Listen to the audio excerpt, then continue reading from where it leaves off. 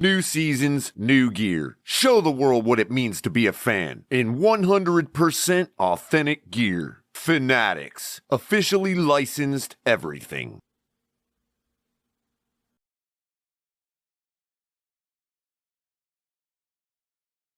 What is up, Fin fans? What's going on? You are listening to the Fin's Tailgate with your host, Shake Money, late night tailgate. We about to get this motherfucker lit. What's up? Before we do, speaking of getting lit, you want some of that motherfucking energy? Doobie energy, baby. Smoke a doobie, drink a doobie, baby. Listen, you want some good energies that won't give you the jitters or crash?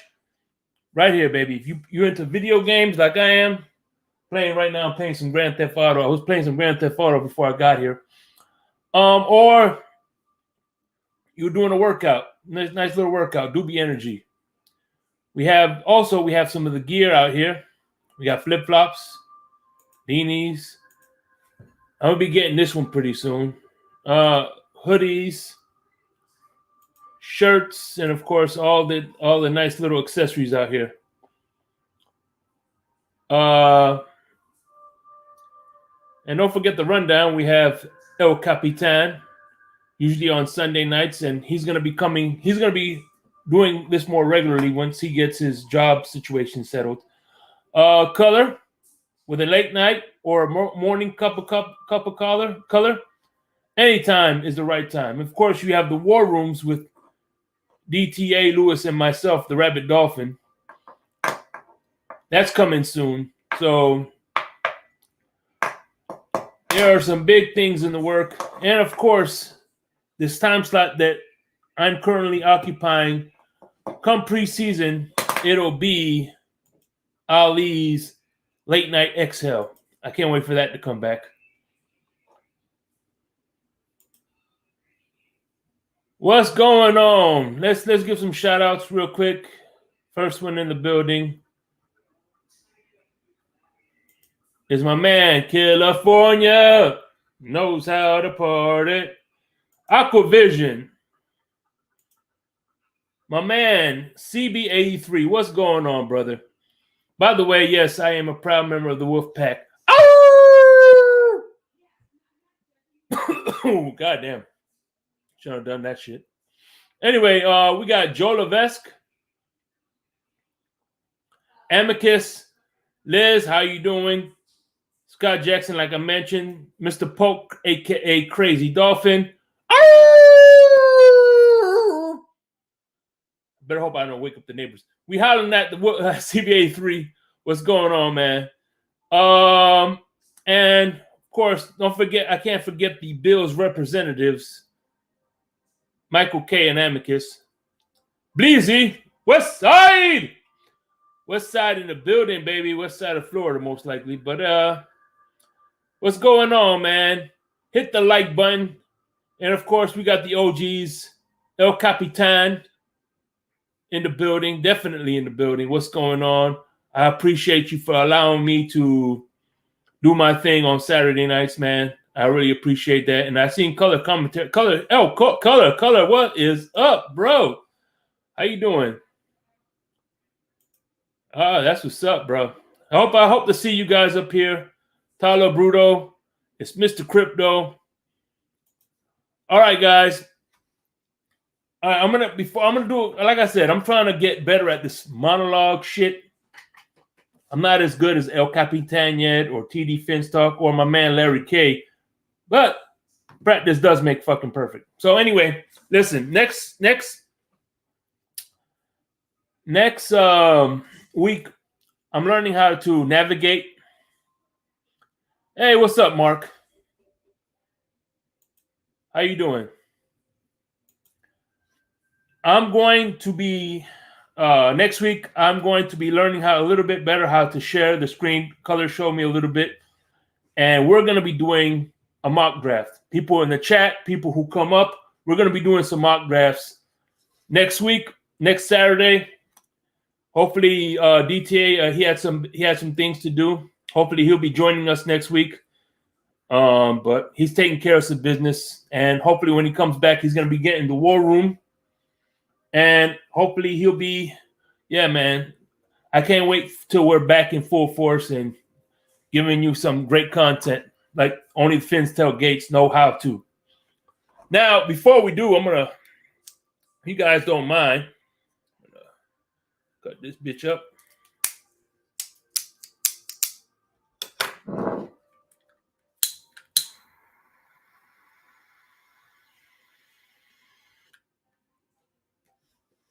And as a matter of fact, for the Bills, for my Bills fans, I'm going to be doing a mock draft for the Bills for your team. So that's next Saturday, though. This Saturday, however, I'm going to open up a kick a hornet's nest. Really kick a hornet's nest. But remember, I'm just a messenger. So be prepared to get offended. And remember, it's not on here, but we do have those butthurt forms. So if you're butthurt by anything that I say,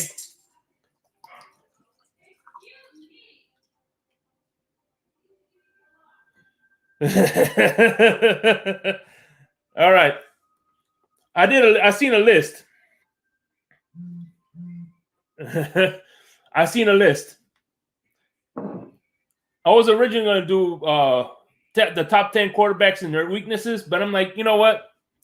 That's going to be a little more research. So I'm going to be doing that, I swear, before the mock draft. So here we go. Here is the top, according to Matt Castle, the 32 top quarterbacks in the NFL last year. Mind you, this is last year's roster. So he's ranking them from last year. Holy shit, no wonder I'm talking loud. Here's the microphone. Now I don't have to yell so loud. That's a novel idea. Note to self. Put the fucking microphone closer. All right. Here we go. Number 32 quarterbacks out of the 32. This is according to Matt Castle. I'm just a messenger. Desmond Ridder from the Falcons. According to him, the jury is still out, but Desmond Ridder gets a nod. 32nd best quarterback over guys like Trey Lance and Jordan Love because of the three. So that's a quick note. So Desmond Ridder is the number 32 quarterback.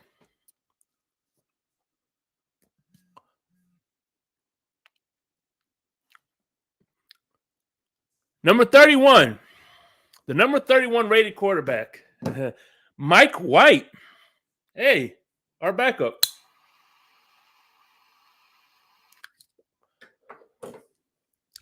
'31 is Mike White. At one point in the season, Jets fans were rocking the White Knight.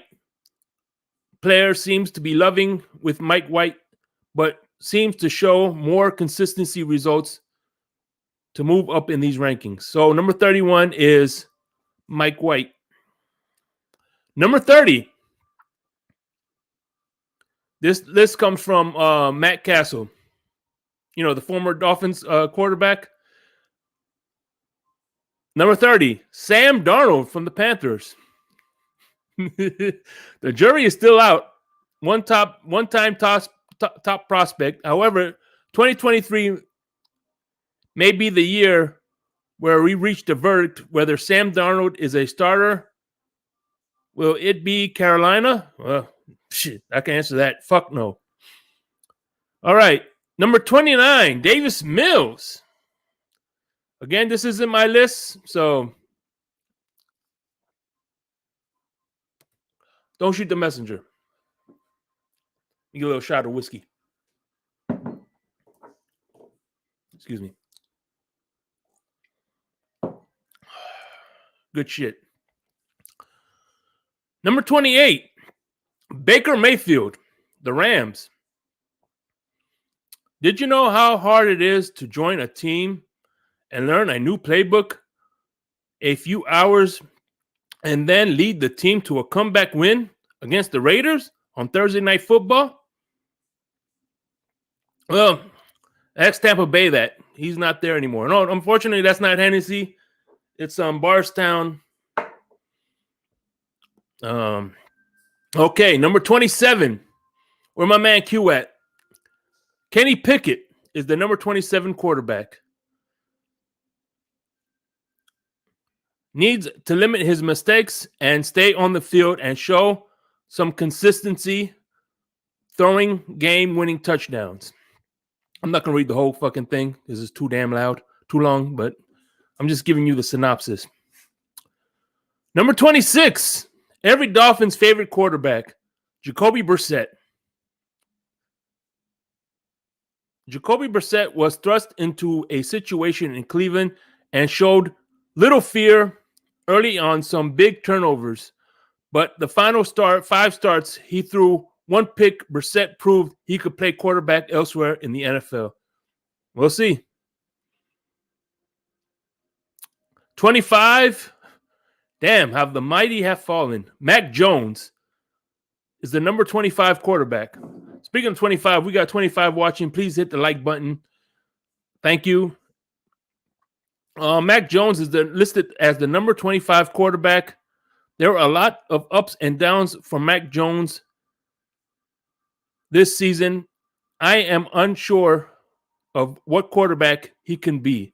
Well, I have an idea. When you put put a defensive coordinator as the offensive coordinator and a special teams coach as his quarterback coach, don't expect him to be the fucking next Tom Brady. Just saying. 24, Deshaun Watson. Speaking strictly about on-field play, still has a lot to prove in the city of Cleveland. Number 23, I don't know how the hell he got past Deshaun Watson, but Russell Wilson from the Broncos. No comment needed to sugarcoat. It was awful, nightmare, horrible season for Russell Wilson. I'm sure he'd be the first to admit, but now with Sean Payne at the helm, there are reasons for optimism in Denver. Well, let's see. What's up, Mark Jones? How you doing, man? Hell yeah, I smoke on the job. Fuck that. I smoke. I drank. I don't give a fuck what you think. That's what's up. Appreciate you, Mark Jones. Real talk. 22 is Andy Dalton. To a degree, Andy Dalton righting up the ship in New Orleans. So I guess the Red Rifle is at number 22. Jimmy Garoppolo. 49ers and now Las Vegas Raider.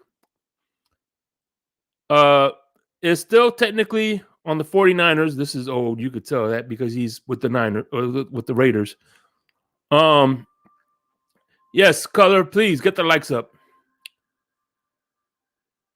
All right. Number 20, another favorite Dolphin player, Ryan Tannehill. You think he's going to get the 7-year plan with You think he's going to get the 7-year plan with the Tennessee Titans? Number 19, Matthew Stafford. It was a down year for both Matthew Stafford and the squad. However, Coach Sean McVay decided to come back and righten this ship in 2023. We'll see. Kyler Murray at number 18. Number 17, Brock Purdy. Brock Purdy, absolutely heated seeing him get hurt in the NFL playoffs, but much disappointment as the end of the season for Brock Purdy. All right, number 16. By the way, before I get to where do you guys think Tua is going to land? I still got some ways to go, so put in the chat where you think Tua is going to land. And Amicus, tell me where you think your boy Josh Allen is going to land. Anyway, here we go. Number 16. No, it's not Ray Lucas. It's Daniel Jones. Daniel Jones has proved that he could play. Now the New York Giants may have to prove he can pay. They can pay. All right. Derek Carr is number 15.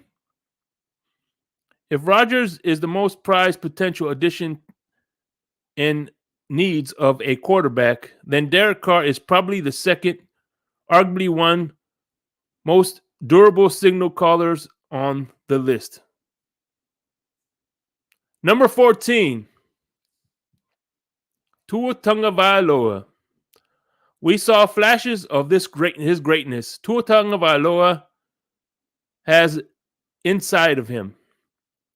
Early this season, his injuries, especially the concussions, are concerning. I'm hoping to see a healthy Tua Tagovailoa show us his full potential next year. 13, Justin Fields. The franchise quarterback will be looking for that title in another uniform. Either way, no quarterback was more dynamic with his feet in 2022. Fields finished with 1,143 yards, rushing yards, and 8 rushing touchdowns. Number 12, Jared Goff.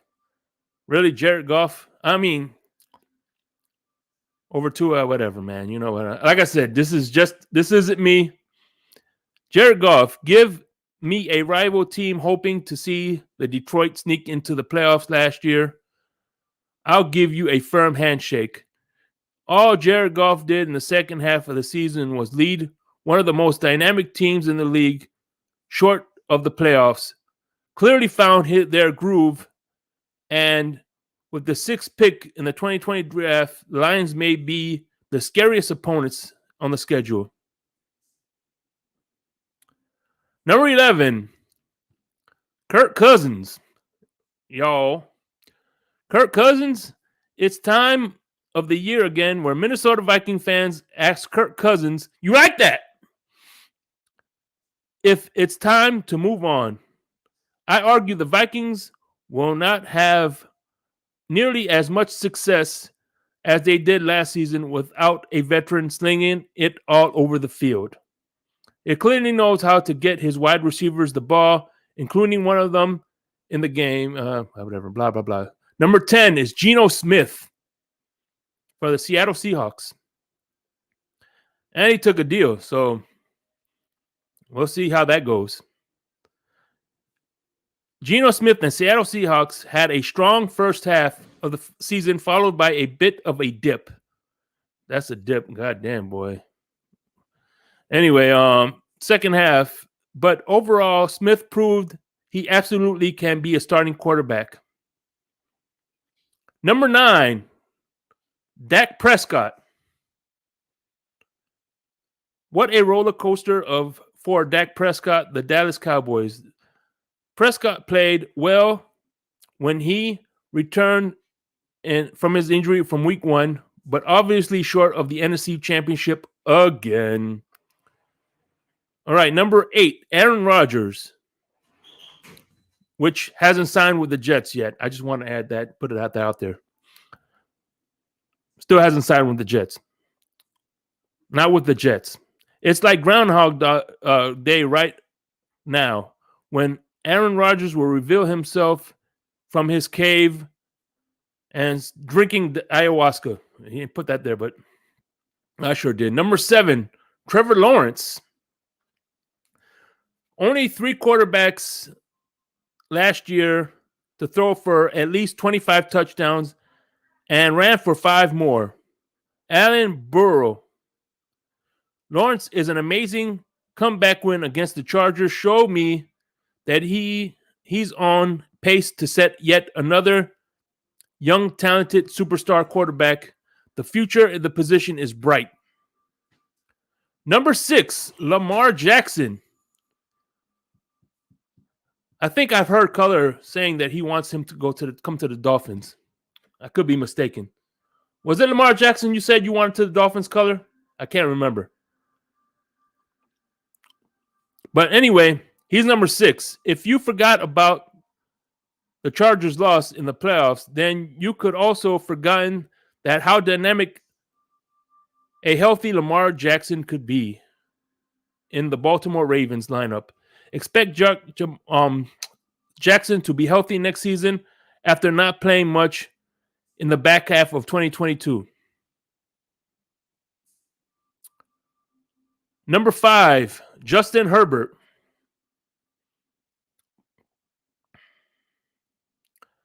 You might have forgotten about how Justin Herbert's Los Angeles Chargers blew a 27-point lead in the Jacksonville Jaguars in the first round of the playoffs, but I am certain Herbert hasn't. I'm looking forward to seeing a new offensive coordinator, and Kellen Moore can help Herbert crack into the elite tier of the NFL. Bleezy Herbert, yeah. Number 4, Josh Allen is number 4.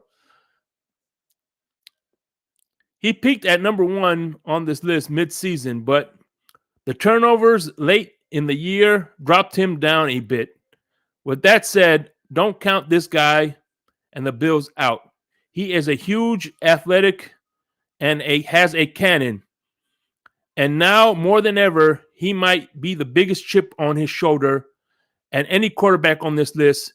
And he plays golf more than anybody, including Tiger Woods. All right. They didn't say that, but I just added that myself. Joe Burrow is number 3. During the past 2 seasons, Joe Burrow has been as cool and consistent as any quarterback in the league, including the 2 guys above him. Burrow led the Cincinnati Bengals to the AFC Championship game in the season after making the Super Bowl. There is an argument now that these 3 guys are A1, 1A, 1B, and 1C, rather than 1 through 3. All right. We already know who number 1 is. Anybody with a brain. I want to see the chat because there's a lot of quarterbacks that hasn't been named. Who do you think he lists as number 2? I'm curious to see.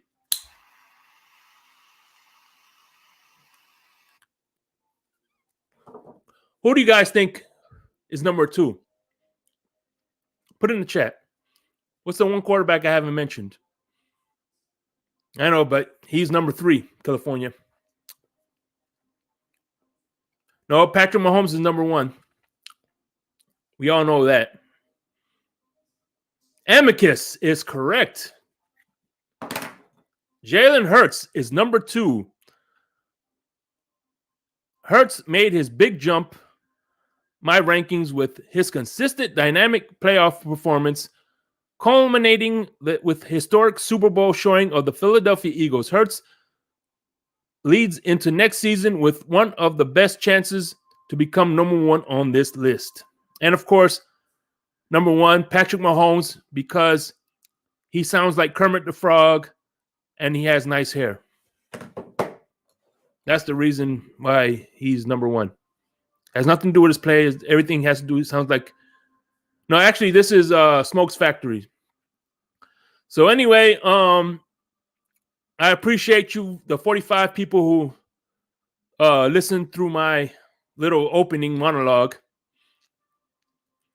I hope I'm getting better at this. I really do.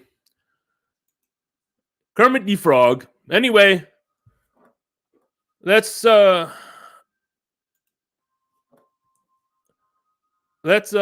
shit. What fucking wrong goddamn thing. Excuse me. Still getting the hang of this shit. Well, let's get to why you guys are here. We're gonna open up the panel, baby.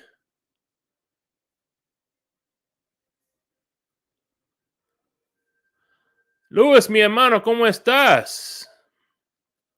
Viva Las Vegas. I deleted all that shit. I can't believe I fucking forgot the.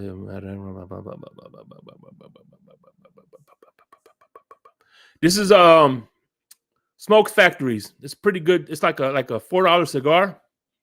Real good shit, man. It has a nice little sweet tip, so it goes really good with the bourbon. You know, let's see if this works this time. It works. Here we go. All right, brothers, ladies and gentlemen, let's get ready to rumble. As you could tell, I'm hyped tonight. So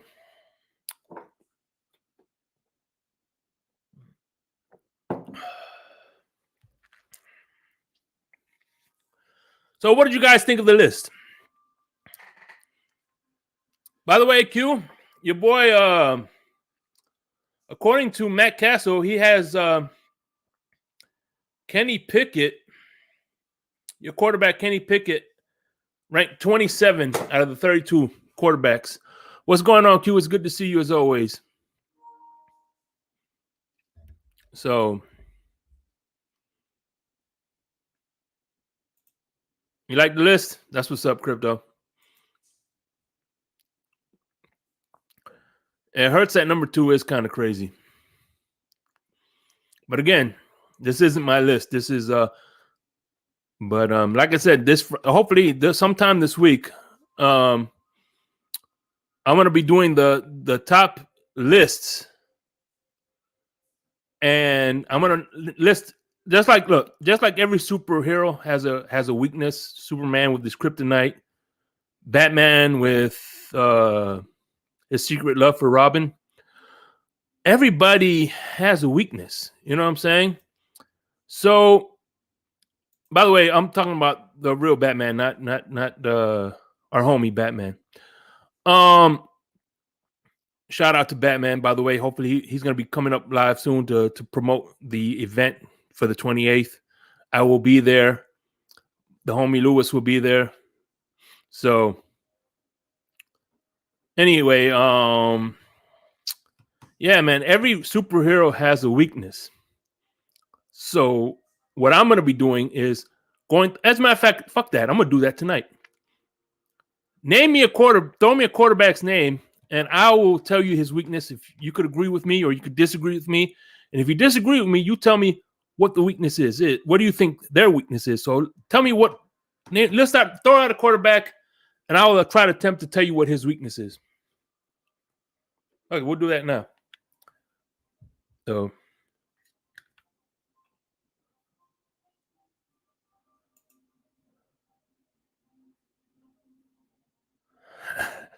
yes, Eagles. There was playing the Eagles. Man, that's what's up.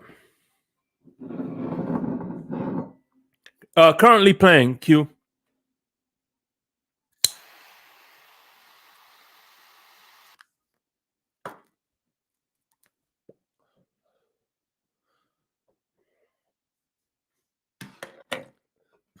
Oh man, what's going on? Mi hermano. Brother Lewis, what's going on, bro? What's going on, Shay? You know how it is, baby. I'm hyped like a motherfucker. I guess that's man. I guess that's what happens when you put on a Hawaiian shirt and listen to Tupac before the show comes on. Yeah, you get hyped for sure. Oh man. And also another reason I'm good is because I moved the studio. It's no longer next door to the bedroom, so the old lady won't catch a case. I could talk loud as I want to now. Oh, so now we can get the real shake money. Start screaming and yelling. I get it. Hell yeah. You think I'll live if she fucking I'm screaming at 2 a.m. and I wake her up? No, definitely not. Definitely not.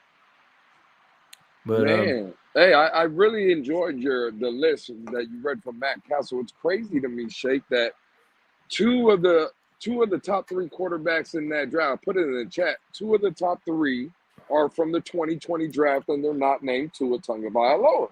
He was 14.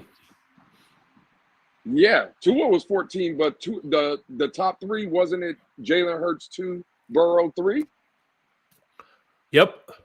Well, there and Hurts was a second rounder. And Hurts was a second rounder. That's crazy, Shake. How 2 quarterbacks from that draft come to be, as of right now, top 3. And again, that's just Matt Castle's list. So, it is what it is. But to play the game, it's crazy how those 2 quarterbacks made it, but Tua Tagovailoa is not up there. It's crazy. Hey, by the way, I think you're the reason why I've been selling out of butt hurt forms. Hey, I hear you, Shake. I think. Damn, You know, Amicus, I was about to bring you up, bro. Come back. poor Amicus. Hey, But All hey, right. but listen, you posed the question for everybody. Whoever asked whatever quarterback, I guess, give you a name and you'll tell me the limitations. Is that what we're doing tonight? yeah, I mean, listen. Listen. Everybody says Tua's a limited quarterback, but guess what? Every quarterback's limited. For instance, Okay. Dan Marino was a great quarterback, but he was limited mobility. He had no mobility, so that's that's kind of a limitation. Marino was a bad quarterback. He was an awful quarterback. Man, this thing filled up quick. Okay, that's it. No more for crypto. I think he's been drinking early. Oh man. I'm just fucking with you. You know I am. So for those that have not been paying attention in chat and those who may have forgotten history, Matt Castle was the only quarterback in New England in Tom Brady's 20-plus year run that did not win the division. Mhm. So y'all remember back in 2008 Yeah, when we it was won him. the division. And we're the Yeah. only ones that have won the division besides New England in that 20-year period. You want another Okay. fact? You want another fact? And that Color? year was Matt Castle was backing It up. was Matt Brady Castle, was right. injured and out, and Wait, Castle did was their Jimmy G quarterback. win the Hey, division? color. It was hold on. crazy because he actually won 11 games that year. Yeah, he was the Yeah, only 11 quarterback and not taking Tom Brady to win 11 games because all the other quarterbacks didn't win. Well, He probably that's a fair point, but he let the Dolphins win the division that year. Hell yeah. Yep. Yeah. Matt Oh, Castle. We didn't even have a quarterback. I mean, let's be honest. We won the Yeah. division without a Wildcat. quarterback. Yeah, Lewis. Didn't It we was win the the Barnett division with Wildcat, John Lewis. Beck or something like that? Something Well, crazy that was like that? Anthony. That was the Wildcat year where we pretty much Yeah. didn't run any quarterback. I mean, we had a quarterback, but it was Yeah, like his name was Ronnie Brown. we didn't Right. need it. Yeah, Quarterback was exactly. Ronnie Only. Brown. Yeah. Quarterback in name only. Hey, and that was Yeah. before Tua, he was the only left-handed quarterback for the Dolphins to throw a touchdown pass. Right. See, that's the thing people That's underestimate about me when I talk about. They think because I don't believe in Tua that I don't think we can win, and it's like, wait a minute. I witnessed the Wildcat year just like everybody else. Why do you think I don't think we can win just because we got a bad quarterback? Right, that's true. We actually did make it to the playoffs. We had a home playoff game that year, right? Yeah, That's but again, why That did was we the last not time we play? played at Why did we home. not win a playoff game? Because you got to have a quarterback to win a playoff game. So- It's just all there is to it. That's what So, Shay, separates. can you repeat that question you had the herd. earlier, please? I didn't Which hear one? you. The one that Lewis was talking about. I was just saying, name a quarterback in today's NFL, and I'll try to attempt to tell you what his weakness is. Patrick Mahomes. He sounds like Kermit the Frog. No, I think he had. No, I think He's definitely Kermit the Frog. No, but no, I would say, I can't pin the link, Q. Let me see. I would say the pre-snap reading defenses pre-snap. That's why he always improvises, because he can't really read the defenses pre-snap. So when he's back in the pocket, he has to improvise because Shake, that would lead into my take about Mahomes and his one deficiency. But if y'all want to hear colors criticism of Patrick Mahomes, you gotta pay. This isn't I'm just sorry, me. you gotta pay. That's what's up. Premium for that, man. That's To a me, premium Patrick for Mahomes is more of that. to me, Patrick Mahomes is a more post-snap quarterback. He can read the defenses after the snap. He does all his reading after the defense. That's where he makes his money. Yeah, and a shout out to Chef Jew who just renewed his membership. Appreciate that, Chef Jew. Yeah, I figured it was a renewal. I thought I'd seen Dak you were already a Prescott. member, but Okay, Dak. But still, shout out anyway for the renewal, man. Appreciate you, buddy. Chef Jew is in the house, the Dolphins community ambassador and official ambassador of the. Hey, by the way, TFTG. I was talking to Chef Drew, and I'll talk to you guys backstage. I have some really good plans for. Hopefully, if you're still down for next weekend, I got a surprise coming this Saturday. Okay. Shake. All right, Color. What's Deshaun Watson? And by the way, Chef Jew is the only one in the Massage house therapist that knows how to make a real cheeseburger. So if y'all want to appeal to an authority about making cheeseburgers, you gotta go to Chef Jew. Matt Exactly. Ryan. Matt Ryan.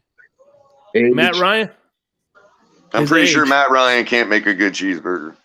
No, I'm talking Matt- about like on the field. I'm just kidding. Taking He away should have his been age. our What is- cheeseburger. Actually, I got a good one Matt Ryan. I would say he's not he doesn't have a strong arm.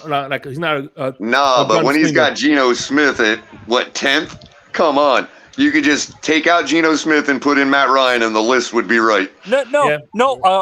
Matt Ryan now doesn't have the arm, but when Geno had a he was good year younger, this Well, year. maybe not Yeah. now, but I guess if it's absolutely now recency bias 1 year, you can put Geno Smith up there. But come on, man. Yeah, he'll be back in the 20s. If that's the after case, next year. too, it should be number 1.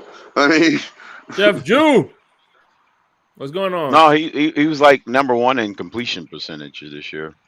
well, I just mean that, like, if they're going to give that much credit to Geno for 1 year, then why isn't Tua up in the top 5? The guy That's how he was able to about, get from Shake, 28 Aaron to Rodgers. 14.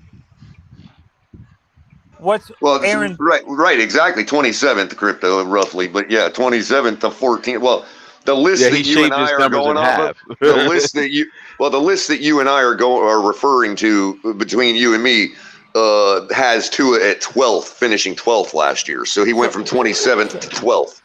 So, Color, what is your perceived weakness for Aaron Rodgers? I'm sorry, Anthony? What is your perceived deficiency for Aaron Rodgers? Besides his ego. I think he's not a team player. I don't think that. Yeah, I agree with that. That was what I was gonna say. Which is important and is a trait that causes losses. And I think that if you talk about ability-wise, it's hard to say, but he does tend to kind of like get ahead of himself and think that I don't know. He maybe that's not a fault, but a deficiency per se. But he's like any great quarterback who doesn't believe he has any limits. Doesn't believe he has any limits, but he does. You know what I mean? Like he just can't do certain things, even though he won't admit that. But what else can you say about the guy? He puts. I mean, the way he throws. I mean. That's another deficiency. If you're talking about just raw passing ability, God, there's only one better in the history, in my opinion. Color. That's Danny. Hold on a second. Hey, Q. Hold on, guys. Was that Cleo Lemon color? Hold on, guys, real quick. My Oos, what's up, Q? How you doing, brother? Haven't seen you in a while. So what's on your mind? What's up? Be good. Not much, man. Just came up, said what's up to the great Shake Money.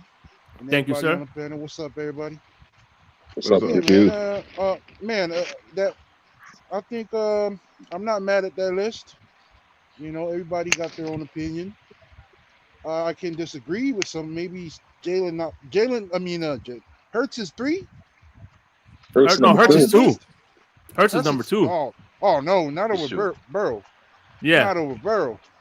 Hey, I didn't make this 5? list, bro. He had a better overall year than I Burrow. got a That's couple probably why. QBs better than Hurts in terms of Castle's explanation, though, was a strong one, though. I mean, he said it's based on his performances in the playoffs. I was going to say, Kahari, it sounds like Castle is weighing heavily on accomplishment, being something to be important, Yeah, it's hard to argue against that because, Hurts had a lot of doubt still going into the playoffs. And then he proved all the doubters wrong all the way to the final whistle of that Super Bowl. So, Well, where did they have Aaron Rodgers again, Shake Money on that list? Did you have Aaron Rodgers? Hold on. It was a long ass 7 list. or 8, right? He was like 8th or something. Yeah. 8. He was number 8. Okay. He was number 8. We're grading Aaron on the curve. Well, it's not even grading them on the curve. See, again, I just don't understand then because the explanation he made with Jalen Hurts, I tend to agree with that. But going back to Aaron Rodgers, the question of what his flaw is. Aaron Rodgers is great. The ability is all there. But his flaw is, if we're going to be honest, right, is he doesn't get the job done when it really matters. Because that man has been to multiple NFC championship games where he didn't get over the hump. He's been at multiple NFC championship games where he's been at home in the frozen tundra of Green Bay and didn't get the job done. That's big Aaron Rodgers' biggest weakness. And again, this is just opinion based. What you just said, if anything, what you just said now just helped his case. Well, no. and I It think, but I doesn't. think what Lewis is saying is right. What Lewis is saying is Multiple- objectively Matt true, and I think it's because of what I was saying with his attitude and all that. I think when he gets in those spots, he expects so much out of his team that they end up kind of like not rolling with him, and then his ability can't make them better. You know what I mean? So, or he thinks it's gonna. So, his condescending attitude towards his teammates, during games and stuff like that. I mean, that kind of stuff is why you can't get it done. Well, it's just in the But biggest that kind of sound like Tony Romo. In the biggest moments, Yeah, exactly, Mr. Polk. He just hasn't played well in the biggest moments, though. If you look at it, like Yeah, go but back to most of those Castle's games, he list doesn't play. take into consideration the whole career. It's biased to just That's Right. what I'm saying, Kahari. Yeah. It's heavily weighted towards but- recent accomplishment because how do you have It's Geno weighted Smith towards at recent. 10? But he still Right. he still sounds like a younger version of Tony Romo. Well, not Yeah. actually younger, but he sounds like Tony Romo because Yeah, Tony well, Romo did the same I thing. guess what I was saying was more just not even off the list, was just asking to the point when Anthony Manzano's asked the question of what Aaron Rodgers' flaw. That I was just saying, in my opinion, I would believe he doesn't win the big game. He's not consistent in the big games like that. Well, the one kind of chokes. in my Consistency, opinion. well, and let me tell you something. over Here's a knock. the Here's a long knock. run, because Here's a talking knock about a that I 10-year span, though. Here's No, a knock that I but have. Crypto- Hold on. There's a knock that goes to Color's point. Last year, you had a whole new wide receiver core. Instead of going to voluntary training camp to get some timing down with him, he started playing with them during the preseason and wonder why he didn't have any timing with them. Instead of saying, "Hey, listen, I got a bunch of rookie And then faulted wide them receivers." for it, right? And then he faulted them in the public for it. Exactly. Yeah. Let me work with these wide receivers, get in the some opening timing of the down. season. But no, Yeah. he didn't do that. Yeah, he did.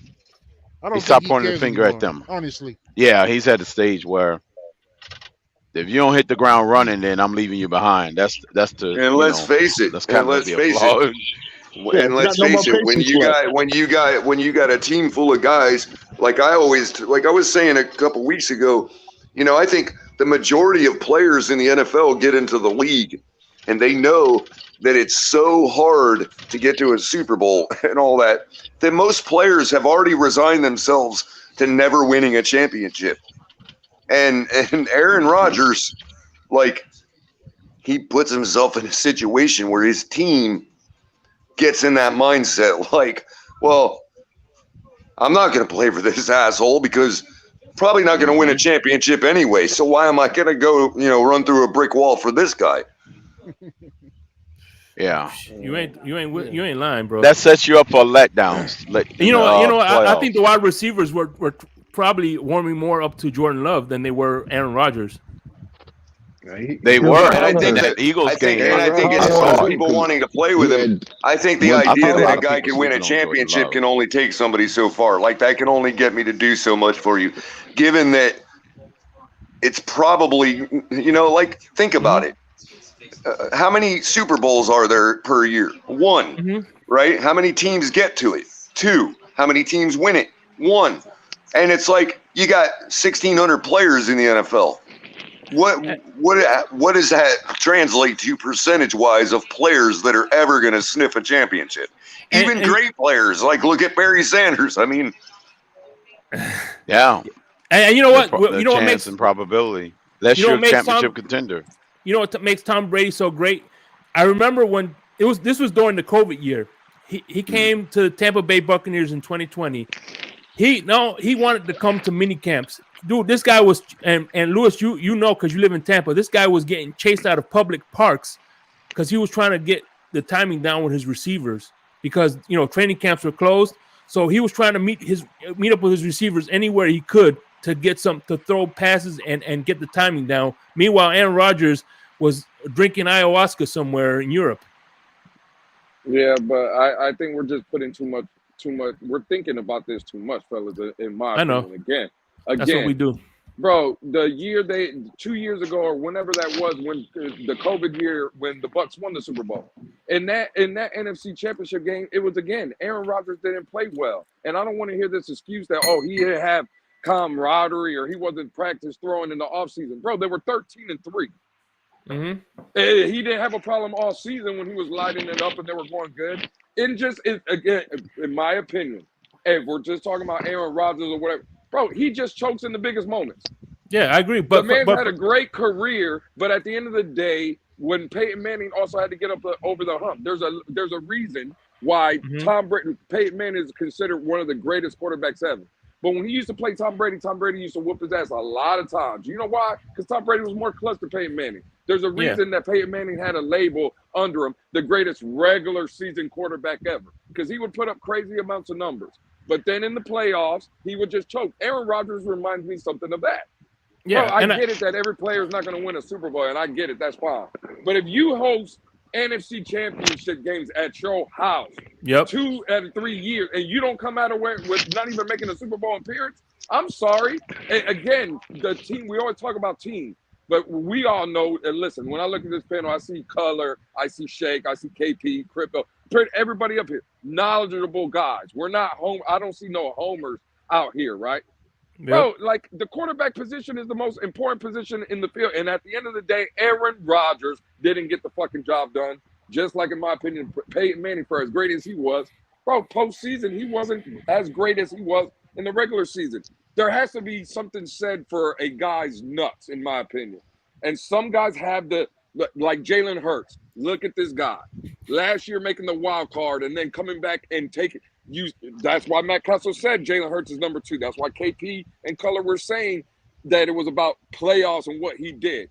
Bro, in the biggest moments, Jalen Hurts, even in the Super Bowl and a loss, bro, 350 yards plus, 3 touchdowns, another one rushing. You can't play a better game than that. He let his nuts hang. And just Aaron Rodgers, in my opinion, he shrivels up. If I'm talking about nuts, he shrivels up in the playoffs. Maybe it's because it's negative degrees in Green Bay, but the man just shrivels up, in my opinion. If we're talking last year alone, then I agree. Jalen Hurts is up there. But if we're talking about career, nah, not even close. Yeah, that's a good point. A career list would look totally different. Yes, career, no, it would be different. Yeah, the order would be different. You know what, though? I think it's funny that I think Lewis is spot on, first of all. You know, like, I can't argue with what Lewis just said, you know what I mean, at all. What I would say, though, is I don't know if it's that he can't or that he just won't. You know what I mean? That's my only question. Because that's what I'm saying, Color. I think he don't care anymore, bro. He's already got a ring. Q, I'll expand on that as far as not caring. I think that Aaron Rodgers, partly why he's always in the MVP conversation, is for the same reason that I try to define the NFL MVP for myself a certain way in my own lived experience. Because for me, the NFL, as we were talking about the other night, availability, marketability. Well, when it comes to what the NFL is in the business to do, which is to make money, the NFL MVP, the V standing for valuable, would be the player that brings in the most draw for the NFL.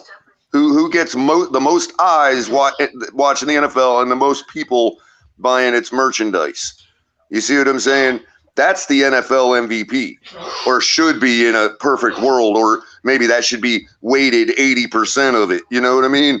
And then the other 20% ability. Okay, so you can't just have a actor, doing it. You know what I mean? But when it comes to Aaron Rodgers, it's not that he's valuable per se for the NFL because he has a big draw anymore. It's because he helps them play their game.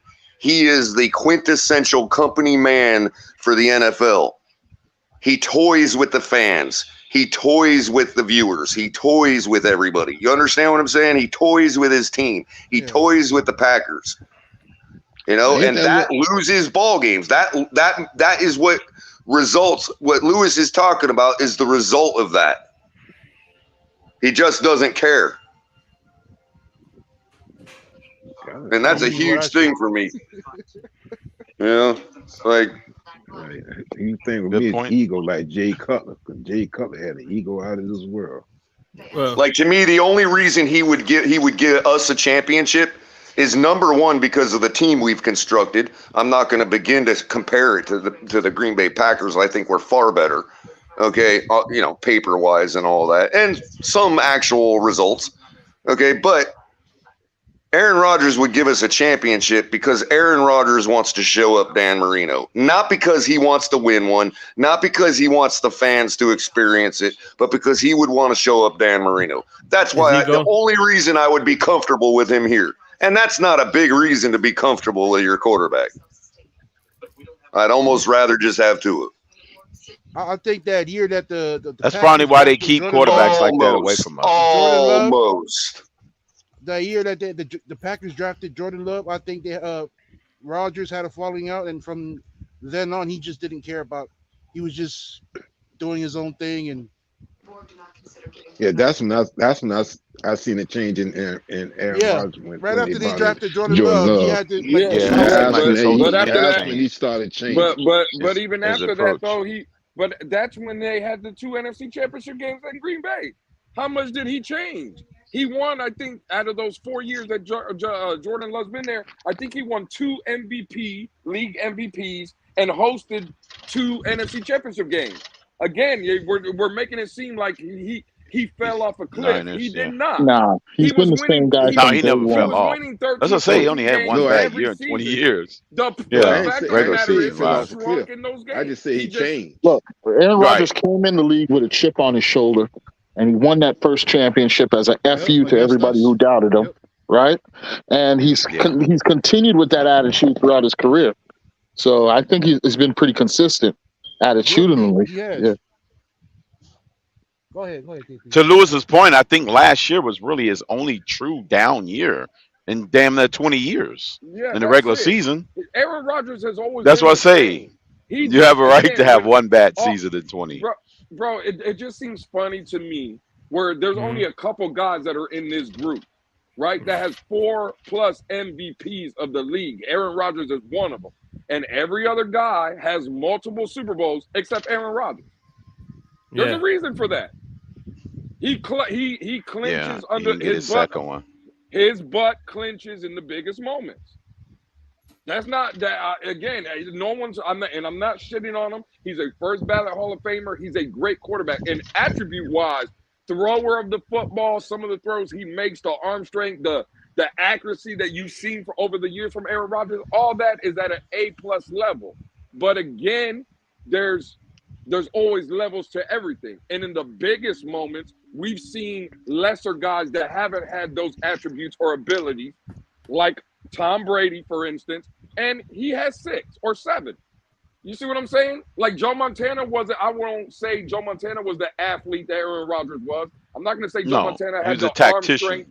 He had the arm strength of Aaron Rodgers, right? But he has 4. It just, I don't know, man. Well, no, Lewis, general on the field. Lewis, like Color said, I think it's hard to argue against the outline you laid out for Aaron Rodgers, but I think it all boils down to what motivates a player to do what they do. You know what I'm saying? And when you look at Aaron Rodgers' motivation compared to some of these other guys, I think that's where you might find the difference. Like with a Brady, for instance, right? Brady always looking for somebody to gaslight him, to use Crypto's term. You know what I'm saying? And he used that to motivate him to just continue to be great over and over and over again. Whereas with Aaron Rodgers, you remember when he was crying in that draft room, right? And then he reached the pinnacle, got that Super Bowl ring, and then from then it's just been a matter of, well, fuck you. You know what I'm saying? If he had that drive, that killer instinct, man. Yeah, but the motivation was slightly different. Yeah, that should want to push him though. To I get it. Like, okay, fine, but bro, if you're in the NFC Championship game, at the end of the day, you should want to will your team to play in a Super Bowl. And if you look at some of those games that he's played, the playoff game against the 49ers, I mean, we're talking about a guy again. A 4-time league MVP. He dominates the regular season. His numbers could not will his team to win. Could not will his team to win. I feel you. Ain't that the perfect fuck you? Get your team to the NFC Championship and just fall on your ass and just lose the game. Ain't that the perfect fuck you right there? Well, hell, nah. The perfect exactly. Fuck you that's what I'm saying, kid. Go ahead, Lewis. But the perfect fuck I you don't to know. me Ask would- Baltimore. Yeah.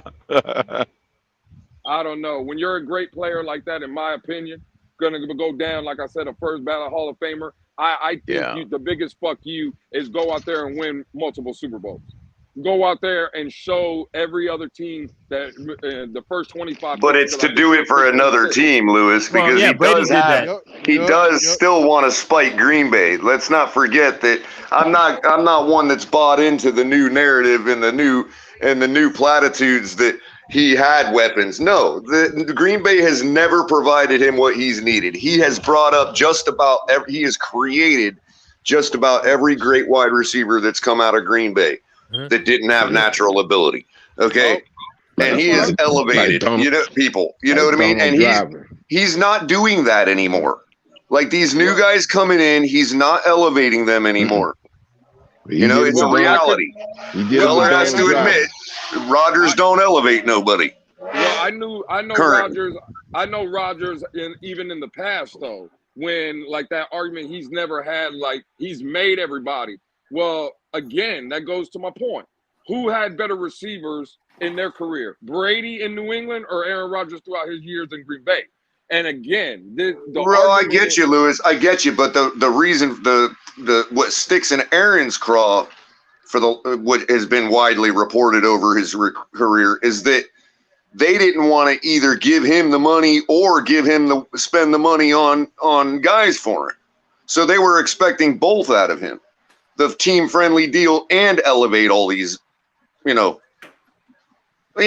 average receivers, some of them coming out of college, sure. You know what I mean? But to elevate them look at a guy like Jordy Nelson or a guy like, you could even argue, hey, where'd Devontae Adams go this year? Derek Carr ain't that bad. You know what I mean? Right.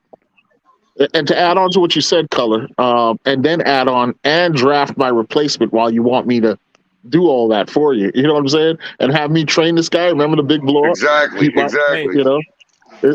have perceived that as an insult. Hold on one second. We got some business to take care of. Kevin Lee with the $5 donation. Thank you so much, brother. What up, Shake Money? And panel, just wanted to throw some support your way. 5 months till preseason. Go Fins. Thank you, Kevin Lee. Oh, yeah, much appreciated. Appreciate that, Kevin. Jump up here, Kevin Lee. Come on down. I wanted to add one thing to what I was saying. Was a guy like Randall Cobb is a perfect example. He plays with Aaron almost his whole career. Has a decent career. You know what I mean? Good, solid receiver. He's got a turf toe problem, so he's no longer he is damaged goods long term. But he goes over to Dallas for like a couple seasons with Dak. Kind of just muddles around there. Now he's back with Aaron in Green Bay. And I think he's one of the guys that went over to New York when Aaron put out his list of receivers he wanted on his team, allegedly, But Randall Cobb was one of those guys. And people when people talk about great receivers, Randall Cobb ain't one of the first people that come to people's lips. I think Randall Cobb's a great receiver. He also had Donald Driver. Mm-hmm. But Donald Driver was a better one. But again, am I saying, hey, we should go get Randall Cobb? No, because again, long term, if you're a team, you're building it. Nobody wants Randall Cobb. I mean, he's obviously, at that point in his career. But man, Hey, by the way, 74 people in the room, or 79, they love them Cobbs. And only 43 likes. Come on, please get the like buttons up. Thank you. I mean, I get it, but all I'm saying is I'm just not scared of Aaron Rodgers because I believe the Jets. He is going to be a Jet, and I guess I'm just in my Homer hat mode already. I don't this love fest for Aaron Rodgers, and I'm not saying on this panel. I'm just saying in general. I just don't see it. Like to me, again, if you're going to have that kind of career and be known for all the things that everybody's saying, I'm not disagreeing with anything no one's saying. I'm just saying that to have a career like that and only have one Super Bowl, it's a shame. Yeah, again, likewise, again, like you and I are saying, we can't disagree with what you're saying, bro. You know what I mean? So I think we're at a crossroads just that one. It could go either way from here on out, Lewis. You know what I mean? You could be proven further right, you know, or he could change your mind. But there's nothing you're saying is wrong. You know what I mean? Right. And Hold up, real quick, like I Louis. said Hold up. again, if you I think can say about the that. Hold up. similarities, I can say the just same like thing Tony about Romo. Dan Marino, bro. I can say the same thing about. At least Rogers got. Well, there's a lot of Different quarterbacks that paradigm, have Q. won. Different No, paradigm, you're Q. right, Rogers I got a don't know. ring, bro. There is a wouldn't put that. similarity. I do see the You're right. similarity. Fundamentally, Q, you're right, bro. No. No. In Marino principle, had a hell of a wait. career. In principle, Had a Q, hell of a you're career. right. In Tony principle, you're Romo, right, yeah. but you have to factor in the different paradigm, dude. You can't ignore the different paradigm, bro. Like it was a totally I'm just different saying. paradigm that Dan Marino played in, man. You know what I mean? No, the one he remind me of is Tony Romo. I'm sorry. That's the closest. That's who Aaron Rodgers kind of remind me of. Tony Romo. So Tony Romo had wide receivers and he had running backs and what have you. But when it came down Tony to Romo did not have the career Rodgers had I didn't or say has. he did. I didn't say he did. I said similarity. Are you talking about the person? You talking about the He's attitude? talking about in his game. He's talking about in his game, Q, like in his season play, in his season game. Like, hey, I get to the playoffs and I can't get over the hump. Exactly. That's what I'm talking about. Well, he did. And no quarterback is exactly the same did. anyway. That's the thing. He did, Q. But remember, Tony Romo was stopped. No. Wait. To be fair, Tony Romo was stopped one year, literally by the NFL having to basically redefine the catch rule. You know what I mean? So let's not act like Tony Romo couldn't have done it. You know what I mean? Winning MVP. Oh yeah, with that catch at least once. Should have been. I'm talking about the at least once talk. I'm saying at least once thing. Okay. You know, if you're saying, well, Aaron did it at least once, well, let's be real. Tony Romo could very well have, had they not redefined the catch rule to rob Desmond Howard. You know what I mean? Well, and for me, this whole conversation is going to Q's comment, right? Well, you could say the same thing about Marino. See, I think that we start getting into a gray area, fellas, because I'm going to be honest. When I look at a Super Bowl winning quarterback, right? But if you look at his overall record for his career, he's a 500 quarterback. His record indicates that in Eli Manning. In my opinion, I would much rather have a Dan Marino career than an Eli Manning. And Eli Manning got 2 Super Bowls. You see what I'm saying? Think about this when I say it like this, because when people are going to say, well, Eli got 2, Marino has none. When the days that both of their careers were over, hold on. When both of their careers were over, it was no doubt to anybody on this panel or anybody that's watched Dan Marino, he was a first ballot Hall of Famer. Go ask yourself, till this day, Eli Manning has 2 Super Bowls. It could be a debatable if he should be in the Hall of Fame or not. You see the difference? Bro, it doesn't matter about just Super Bowl. Eli Manning should be in the Hall of Fame. Definitely. No, well, there's plenty of reasons. There's thousands of reasons why guys deserve to be in the Hall of Fame. When Brady was on his way to, he's the only person that's perfect as Brady in the Super Bowl. To stop Brady from that undefeated season. Again, that's fine. But solely for the Super Bowls. You can have an incredible run, but the fact of the matter is, I would like to say, I think I know he's 500. I can't know the exact numbers. But he is the definition of mediocre, of average. Yeah. That is Eli Manning. No one is going to say that Dan Marino ever was average. You see what I'm saying? Dan Marino, I'd rather have an average quarterback who can get me 2 Super Bowls. I'm going to say this. I'd rather have an average quarterback who can get me 2 Super Bowls. I'm going to say the than a same great thing quarterback about who can't get me none. I'm going to say the same thing I did about Romo with Marino, though, because you got to look at it like, circumstances plus paradigm. You got to realize that team that Marv Levy built was just absolutely amazing. And another thing, there is at least 2 of the Super Bowls that Buffalo lost that had we gotten over the hump of getting in the Super Bowl instead of them, we would have easily won a couple of those games that they lost. Yeah. Especially the lopsided ones against the Cowboys and Redskins. It's hard to discount Dan Marino because he didn't win a championship because first of all the paradigm was so different, and what secondly, Marino did was the great. Buffalo Bills were just fan-freaking-tastic that year during that time period. Yeah, I but the mean, point Lewis is making is that Eli Manning, without those Super Bowls, nobody's putting Eli Manning's career in the Hall of Why Fame. you gotta true. take it With away though? Marino, Right. Why you with gotta take it Marino, away That's though? correct. Marino Super minus any Bowls, Super Bowls is a Kyrie, slam dunk. KP, First ballot KP, Hall Oh, of real quick, Fame. he's a That's the first real ballot quick, difference. Hall of you. Famer. That's the Exactly. difference. That's right. real That's quick, KP. Why that's you why I gotta agree with take it what away Lewis though? saying. Why you gotta take away those 2 Super Bowls? No. I'm just saying if because Eli Manning's whole CV, his whole resume relies on those two. Without Right. those two, the It only rest of it relies on that. Yeah, Q. What doesn't fit. Kahari's But saying Yeah. is, if you KP, take the Super Bowls away, which is what you have to do for Dan Marino, nobody's Oh still no, questioning it. It's still first no, ballot without even no. question, unanimous. But you can, Listen. it's not only It, that, Q. But hold on, Q, because Color and KP are taking the Super Bowls away.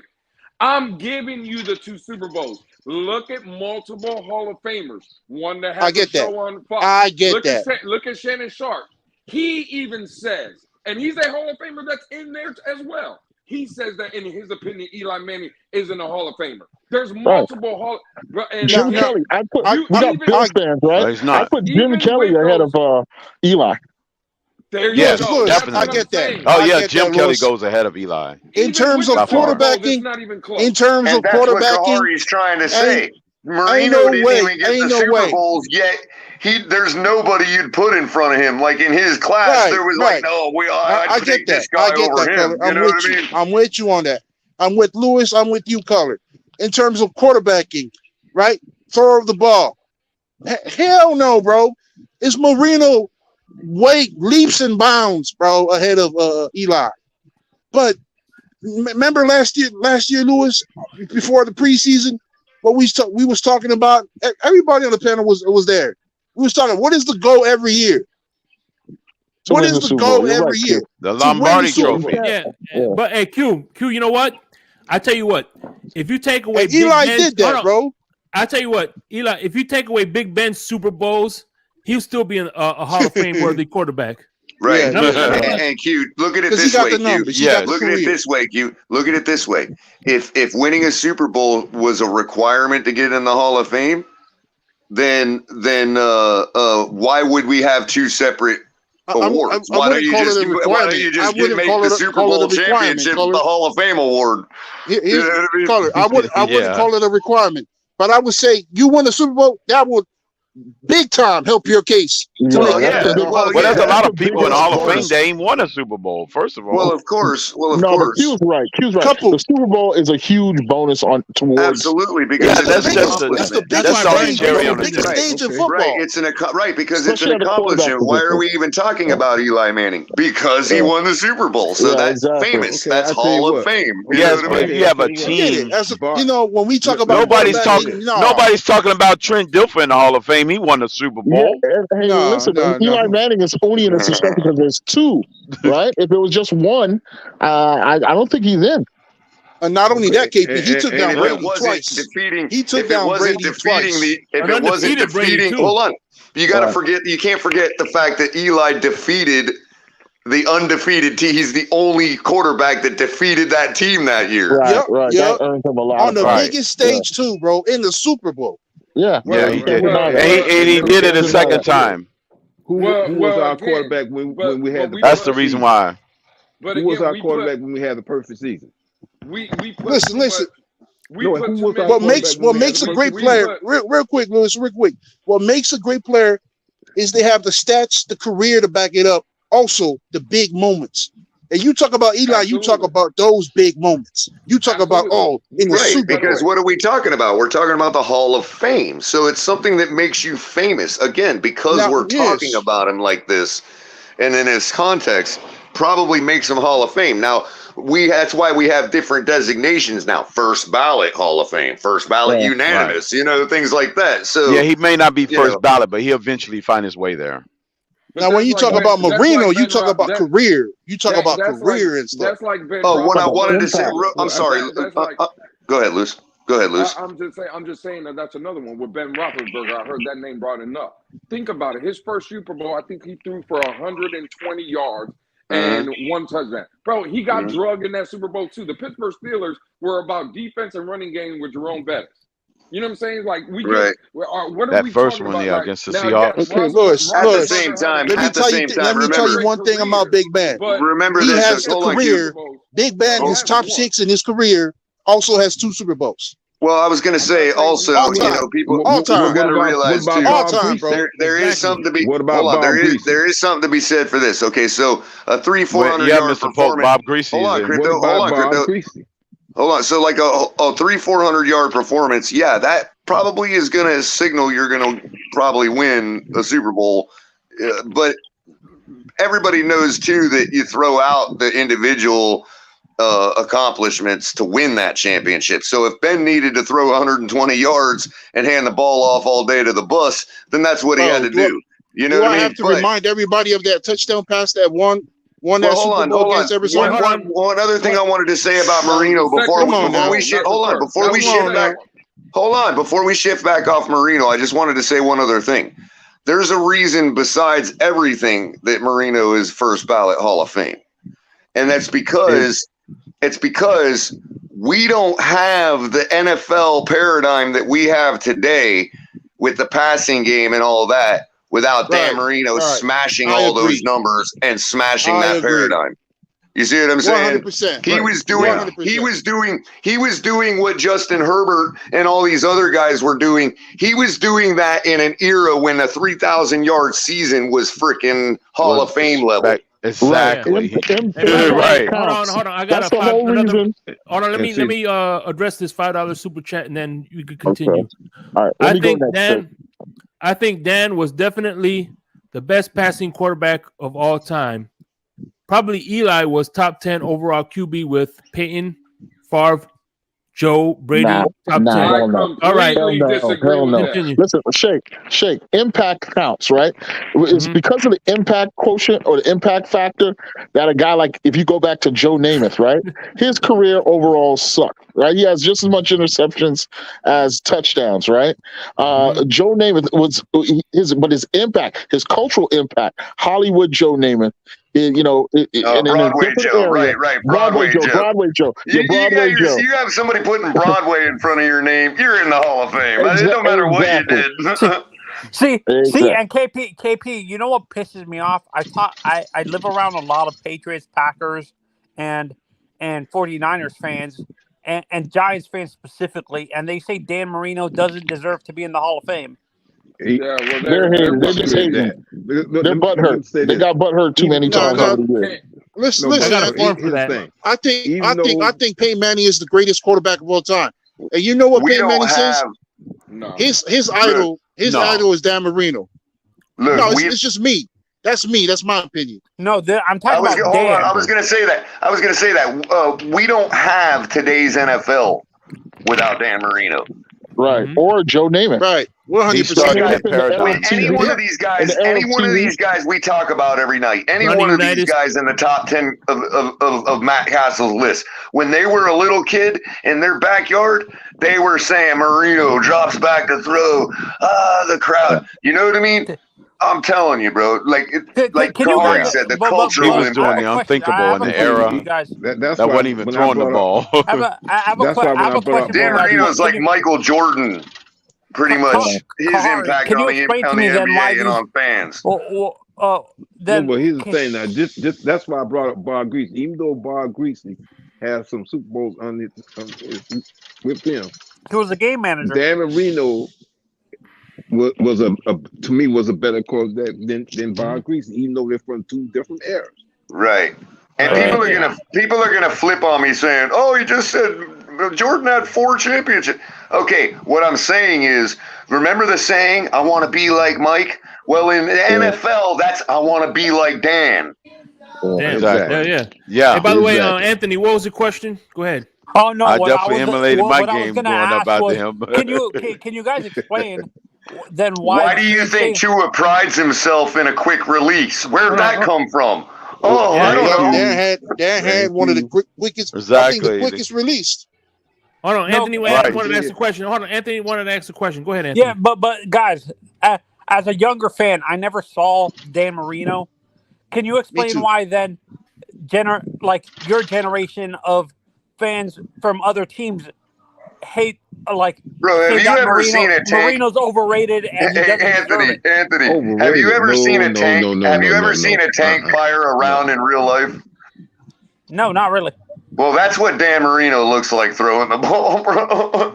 Man, No, but can you guys he's not explain that to me? Dan That Marino. No, he's not. why Anthony, he's why not fans like overrated. to? No, He's not Steelers fans overrated. even say The Dan man Marino is was good. overrated. Steelers fans say that.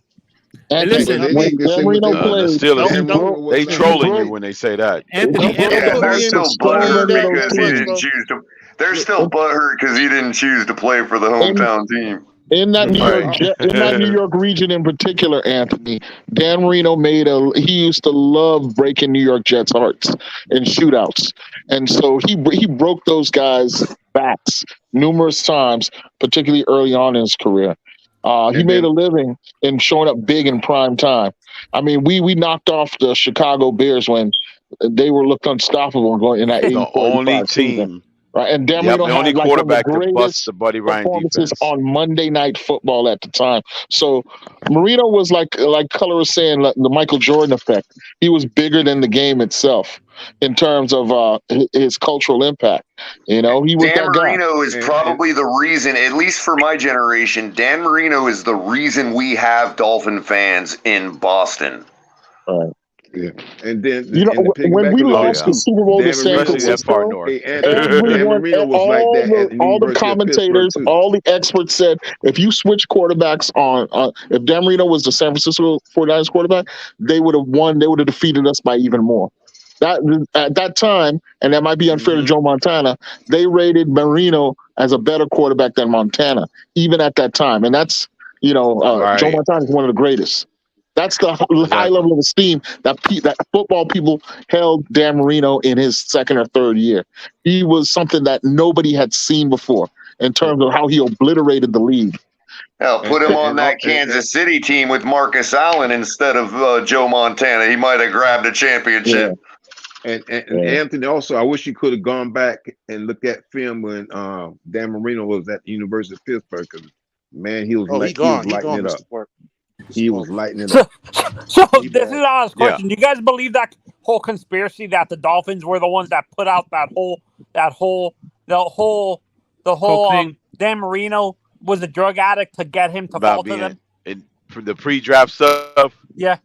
Do you actually believe that conspiracy, or do you think Well, hold on. So, as a person who believes that humans are pretty much genetically designed pattern recognition machines, it is fair considering what happened with Laramie Tunsil.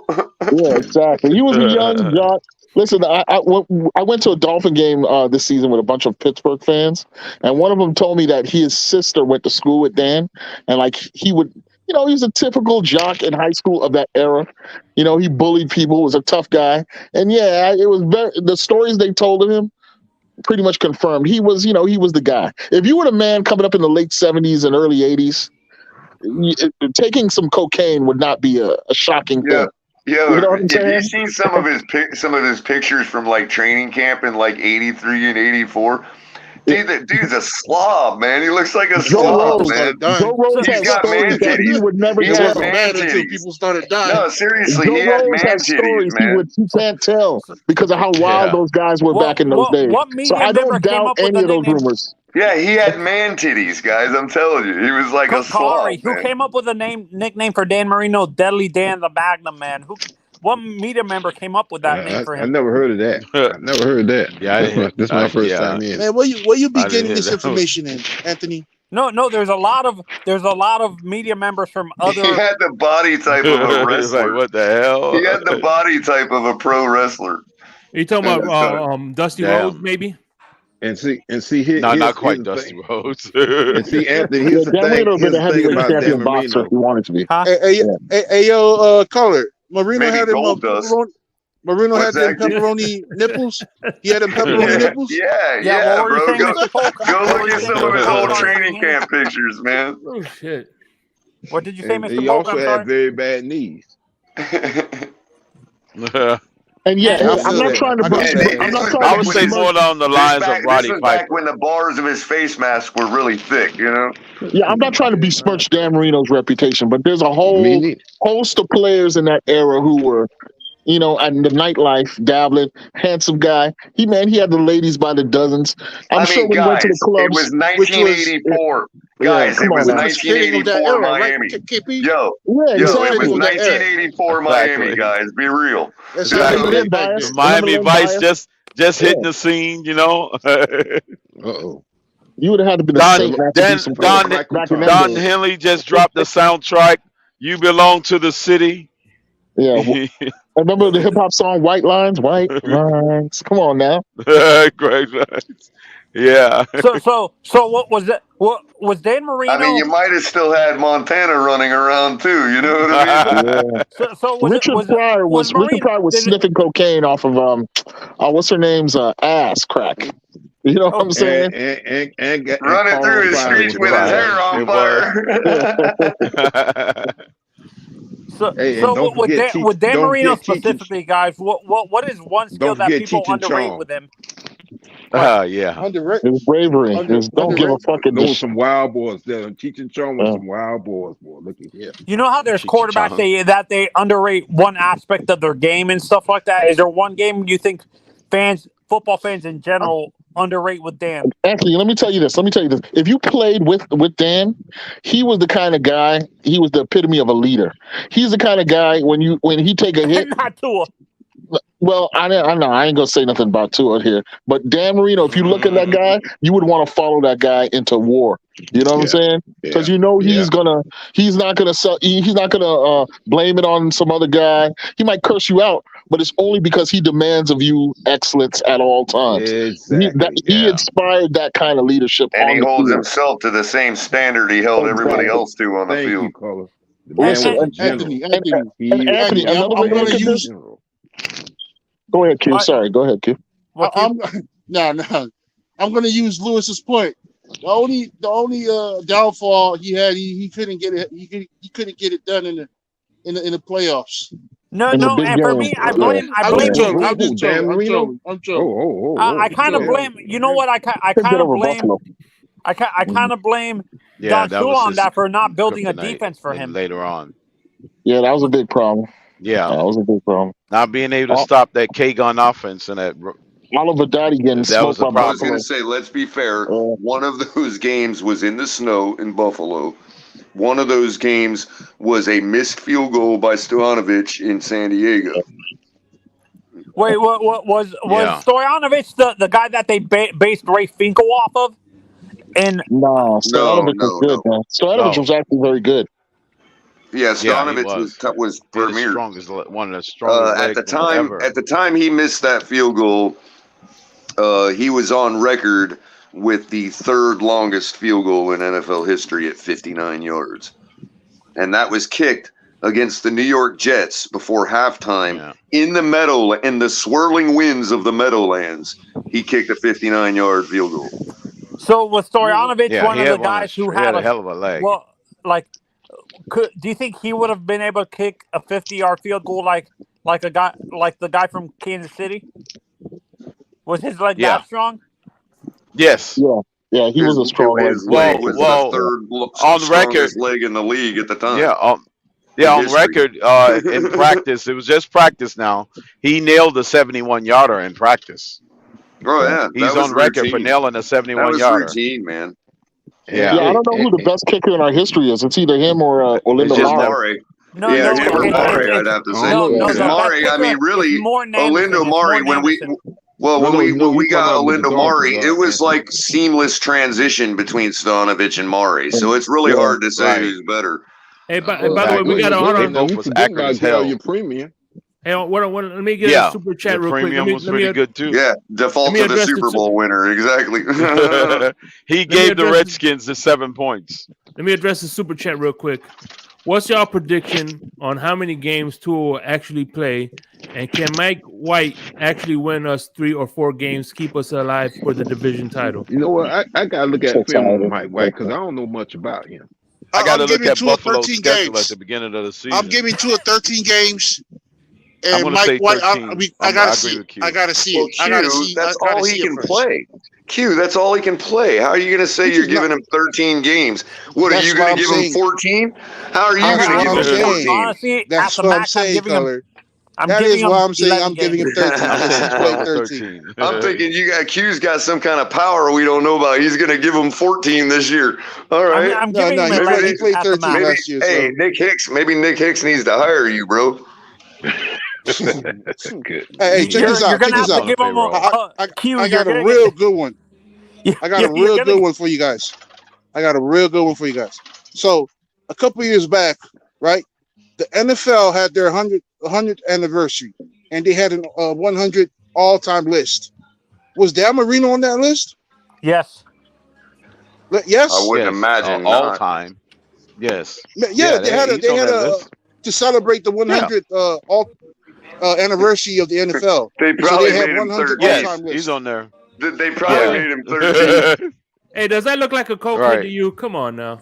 That's a high school picture, right? That's when he's in high school. Yeah, Hey, they come that he's way. clean cut Hey, then. Shake, they come that way. They come that way. They look innocent and stuff, but Right. Yeah, he played baseball. Yeah, he was drafted to play major leagues, I think, too. Pretty high draft pick. Yeah, Is it me him or he and looked like he had a Jerry Elway. curl? Yeah, that looked like a Jerry Yeah, they curl. always had that little No, he curly had mullet. that, especially when he was at the University of Pittsburgh. He had that look. Yeah, man, Italian, man. Them Yeah. Italians from Pittsburgh, man. Old school Italians, Yeah. man. University of Sicilians. Yeah. Pittsburgh. The Sicilians, them Southern Italians. And he set some records at the University of Pittsburgh. We Oh. the always talk same about records Dan Marino. Kenny and Pickett broke. I don't know. Maybe it's me. He had that Mike Brady, Peter Brady bunch look. Like he could be on the Brady bunch. Oh Jesus. Actually, you know what's funny? He looked like a young David Hasselhoff. Yeah. No, he That's he another looked one. like Tom Another Selleck. That's another good one. Magnum PI. Right. Was there a Yeah. quarterback you guys felt during Dan's era didn't get enough respect? What did you say? Say that again, please. Is there a quarterback during Dan's prime that no one gives enough respect to? Warren No Moon. respect. No, I'm Oh, saying yeah, when well. Dan was playing in the 80s. He just said it, Warren Moon. Yeah, Warren Moon, I think, was better than everybody. Yeah. And then where he ended up. I mean, Warren Moon is a Hall He's of my Famer, second but favorite quarterback. yeah, he was great, man. He threw. I blame the Talk about Aaron racism. Rodgers throws a pretty ball. You should have seen Warren Moon in his prime, man. No, Warren Moon. Yeah. No, I blame the That racism. man had an arm on him. Good grief. Yep. And Corey P, I said this. I blame the racism of the owner, the GMs. They refused to draft black quarterbacks back then and stuff like that. There was a stigma. Yeah, and I'm gonna tell you something else they did too, Anthony. Sometimes when you had great quarterbacks coming out of college, when they made it to the pros, they made them wide receivers. That was another thing. Right. Also, They immediately changed their position. Yeah. But there were some really good quarterbacks that are forgotten though from the '80s, like the Cardinals had one guy named Neil Lomax. Anybody remember Neil Lomax for the Cardinals? The Cardinals? Yeah. Yeah, he could sling it, man. And then Jim Plunkett from the Raiders. Then David Craig from Seattle Seahawks. Yeah, David Craig. He had some small hands. Yeah. Yeah. He had a hard time gripping the football. Minnesota had a guy who put up some big numbers too. I can't remember his name right now, but Joe Theismann. He's talking about Wilson. Yeah, Wilson. Yeah, Anthony Carter. Yeah, Wade Wilson and Kramer. Tommy Kramer and Wade Wilson. Tommy Kramer. Yeah. Tommy Kramer. He had that Dan super Fouts. pad on the back of his neck. Oh, Dan the man. Yeah, Wade Wilson. He was a pain in everybody's ass. Yeah. Yeah, those guys used to have, and that was before they had any rules to protect the quarterback. So these guys used to have to stand in and deliver. And they took some shots. Yeah. And the other guy that was a pain in everybody's freaking ass was what's his name? Played for everybody. Shit, I can't remember. Played for us too eventually. You remember? Yeah. No, the guy for you talking about Bernie Kosar? Steve. No, he talking about Steve DeBerg. Yeah, Steve DeBerg. That's what he's talking about. Pain in the ass that guy was, man. He was a journeyman. He was definitely a journeyman. Yep. He was the Fitzpatrick of that era. Well, Doug Oh, yeah, Williams, going back to Doug Williams, was kind of he was a backup until he emerged that Super Bowl year. Mhm. I remember. I don't think he was a starter going into that season, but he took over and then took those guys all the way to the Super Bowl. Well, let's not forget the great Warren Moon. Yeah, Warren Moon, man, run and shoot. By the way, the backup quarterback who took over for Brian offense too. Hey, Randall Cunningham. I wanted us to run that offense. I was just getting ready to say that, KP. Good. Yeah, man. Randall Cunningham. Yeah, Randall. The guy that could punt the ball 90 yards too. Yeah, I think he still has the longest punt in NFL history, doesn't he? I think that still is the longest punt. The game that he was in the back of his end zone, man, punted the ball. I can't remember. He took a regular old shotgun and just punted it. I can't remember the quarterback who took over the blocking. That was Reggie Roby. Well, that's one person. Oh yeah, Reggie Roby's the best. Because you miss and get kicked by him, man, you definitely gonna. Another topic that people don't bring up enough is the great wide receivers, the great wide receivers of the '80s, man. Like that Philadelphia team, they was tough. Mike Quick, Al Toon, Al Toon from the Jets. Yep, Al Toon. Man. How about Ernest Gibbons? Yeah, Ernest Gibbons. Yeah, and what's the other guy? Hayward Jeffries. Those guys was tough as nails. Yeah, man. Right, wasn't you that do that little electric slide. Yeah. I forget what they call it. Bears had two speeches. What Gantz and Gentry or something like that? Oh, Willie Gault. Willie Gault. Oh my God. Yeah, Alvin. Yeah, Willie Gault with the Bears. Yeah, and Alvin Gentry was the other one. Yeah, Alvin. Yeah. Alvin Gentry, hey man, Steve Largent. I used to love the Seahawks with Steve Largent. Steve Largent caught some bombs on everybody, man. I like Alexander. I could list off some wide receivers. That guy was. That guy was that was the era. You must have grown up with those. Were your guys, man? Watching them. Mark Clayton, he caught everything. Cleveland Browns. Alvin Harper. Yep. When they had Eric Metcalf. Then he left and went to Houston. Yeah, Metcalf was great. Yeah, there was some great skill players, man. Billy White Shoe Johnson with the Houston. Andre Reed. Yeah, Billy White Shoes. Yeah. Andre Reed, man. Oh, that receiver core was something else. That was an Easter egg for our Buffalo members in the chat. Shout out Amicus and Michael K. and a couple others that ain't been around in a while. One of them, Master Park too. Yeah, all of them, man. Sal, wherever Sal's at. But yeah, man. I mean, there's been some great wide receivers. I just because I really.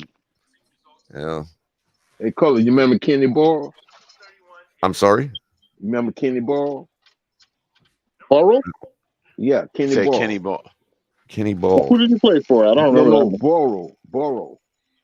He played with the Houston Oilers. He was 2-0, 00.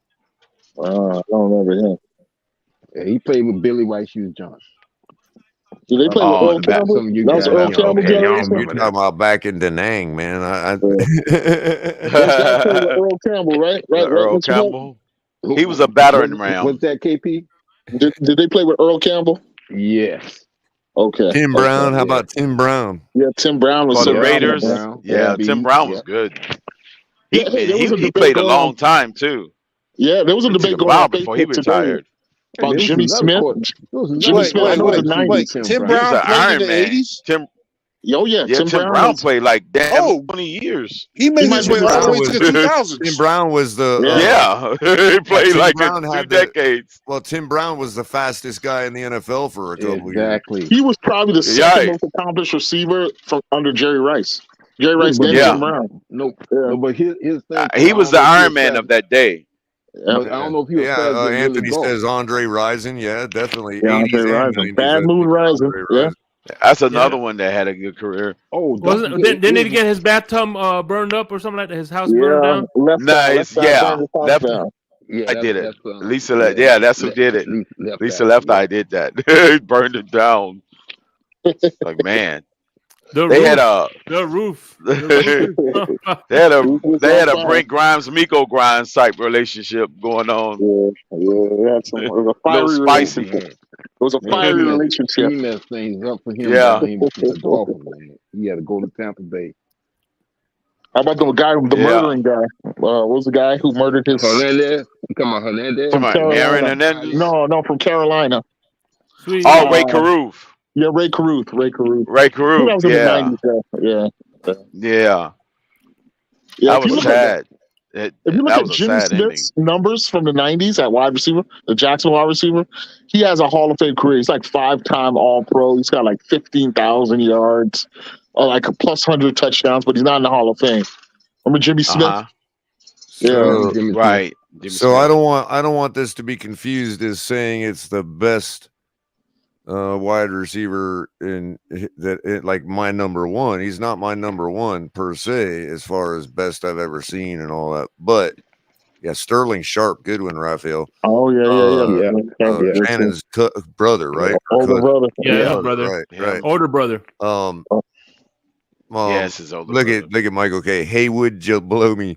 Wow. Okay, but no, Haywood Jeffries. Now that I'm thinking of that name, that's another one I wanted to remember. But also, hold on, real quick. Craig Sebring with the $5 donation. How about O.J. Anderson helped the Giants win a Super Bowl after he wanted out from the Cardinals? Yep.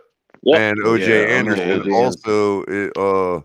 I watched him break. I think at the time, I don't know if it was breaking a record or tying it for like 15,000 career yards. He went to the University of Miami, didn't he? Yeah, he was a Super Bowl MVP. Yeah, he went to the University of Miami. If I'm not mistaken. Yeah, I think he did. I got but if I were to start a team right now, and you were to say what wide receiver must I have on that team to start with, it's Steve Smith. Oh, I mean, that is just the baddest ass wide receiver I've ever seen. Like, he is such a raw Art Monk baller. Yeah, he is. He does. Oh yeah, I mean, Art Monk has got to be on my roster. Art Monk, yeah. I was trying to think of Jets receivers besides Altoon, but who's that Buffalo Bills receiver who always used to go deep on us? Eric Moulds played for San Diego first. I thought with Andre Reed. No, before Eric Moulds. But Dennis McKinnon. Oh my God, that guy used to give me nightmares. Lofton, all them. I want to say, y'all forgetting Pittsburgh Steelers had a couple good wide receivers back in the 80s. Of course. Oh yeah, Lynn Swan. Lynn Swan. We've avoided. He was the acrobatic one. We've avoided the Dolphins receivers because we all know who they are. You know what I mean? Lynn is the dancer. But the one everybody makes fun of. But there was another one that played with he out there, he jumping like a Yeah, Lynn Swan was the acrobat. Hines Ward was, to me, is underrated, the most underrated wide receiver. I met him in person, Shake Money, here in Ashburn, Virginia. Fans, he did as much. I met him in person. He's a good guy. He did with us. Hey, y'all seen that clip of him knocking the boots off of Ed Reed? Nah, that dude was dangerous. You didn't see that? I thought you said he was knocking boots with Ed Reed. I'm like, what the hell? No. He knocked the shit out of Ed Reed when he was blocking Ed Reed. Hines Ward was a beast, man. Hines Ward was a dog. He was a dog at that position. Yeah, there you go. He was a former quarterback. Hines Ward and Steve Smith. Hines Ward on that. Not on that KP. They're the first two wide receivers on my roster. Hey, but who's everybody's GOAT at wide receiver? Who's everybody's GOAT? My GOAT? My GOAT is Randy Moss. I was just gonna. I probably wouldn't take on that. I gotta go with Randy Moss, man. My personal GOAT is Mark Clayton, but I gotta give it to Jerry Rice. Yeah, Jerry Rice. My personal GOAT. Yeah, Clayton was the man. We will never have another Moss. I mean, as far as a dude that knows what I know, despite what CB83 thinks, for a dude that knows what I know about catching a football, that is Randy Moss. I can imagine Randy Moss. You can always count on Moss without choosing to let it hit the ground. You know what I mean? And let's not forget Owens. How about Megatron, Calvin Johnson? He was Calvin Johnson's up there. Yeah, and Owens. Both Johnsons. Andre Johnson too. Andre Johnson was a stud. Chambers. Yeah, you're all right. Calvin, yeah, Megatron for sure, bro. He was like the Moss of the 2000s, bro. But Moss played it hit all the way into like 2002. Yeah, he was like Moss. Like Calvin Johnson to me was like Moss. Randy Moss was just a whole nother level athletically, man. He could just dominate athletically. Yeah, man. He could jump over everybody, bro. Yeah, I mean, we actually have a saying because the guy could catch the football so well. You got mossed. Yeah, I mean, we have a term called getting mossed because of it. Because the guy will not let the football hit the ground. They still use that today too. Yeah. Even on triple coverage, he will still catch the ball. Exactly. Oh, hell yeah, bro. He was a tactician. Hey, by the way, the year the Patriots went undefeated, Tom Brady threw for 50 touchdowns. 23 of those touchdowns came from Randy Moss. The record of touchdowns. Chris Carter's a good receiver too. Like he was one of my favorites of all time. Chris Carter. So what you're saying, something about Shake, that combo has good eyes too.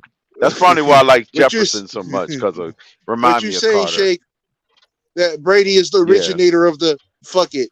Randy Moss somewhere down there. You know, I wasn't gonna add Larry Fitzgerald because of the new. We were talking a certain era, but man, Larry Fitzgerald might be that old.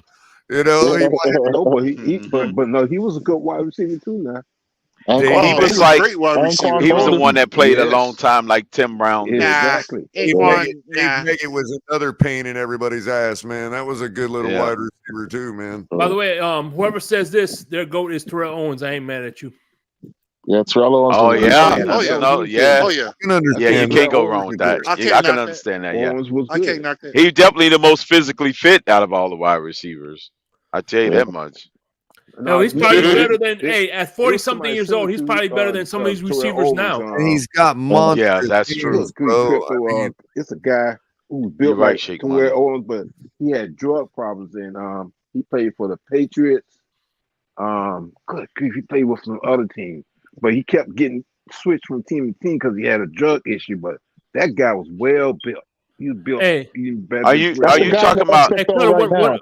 Hey, Color, what did you think of your Canes Royalty? Are you talking about David Boston? I mentioned no, not David Boston. He's talking about the guy in the XFL right now. Oh man. Oh, because David Boston had trouble with steroids. In fact, somebody just said he might be on the XFL right now. Look at Jay. That's another good one. Look at Jay coming in with Terry Glenn. God, I love Jay, man. He's pretty. Hey, but you know what I was disappointed was who was that receiver from the University of Miami that Jimmy Johnson drafted never panned out because he was constantly tearing his Achilles. Teal Green. Oh man, I had so much hope for that guy. I actually knew him personally. Hey, I had so much hope for him. Another one like that was Randall Hill. Remember Randall Hill? My sister's Randall. My sister's he played for the Steelers too, right? Randall L. Hill. Yeah, Randall Hill. Randall Hill went to my high school. You thinking about Randall L? Randall Hill. So I went to school with his That's sister. Antoine Randall L. Killian. Yeah. Crypto. Oh, I thought you were talking about Randall Hill. Randall Hill was a Miami Killian graduate. Right, Mr. Paul?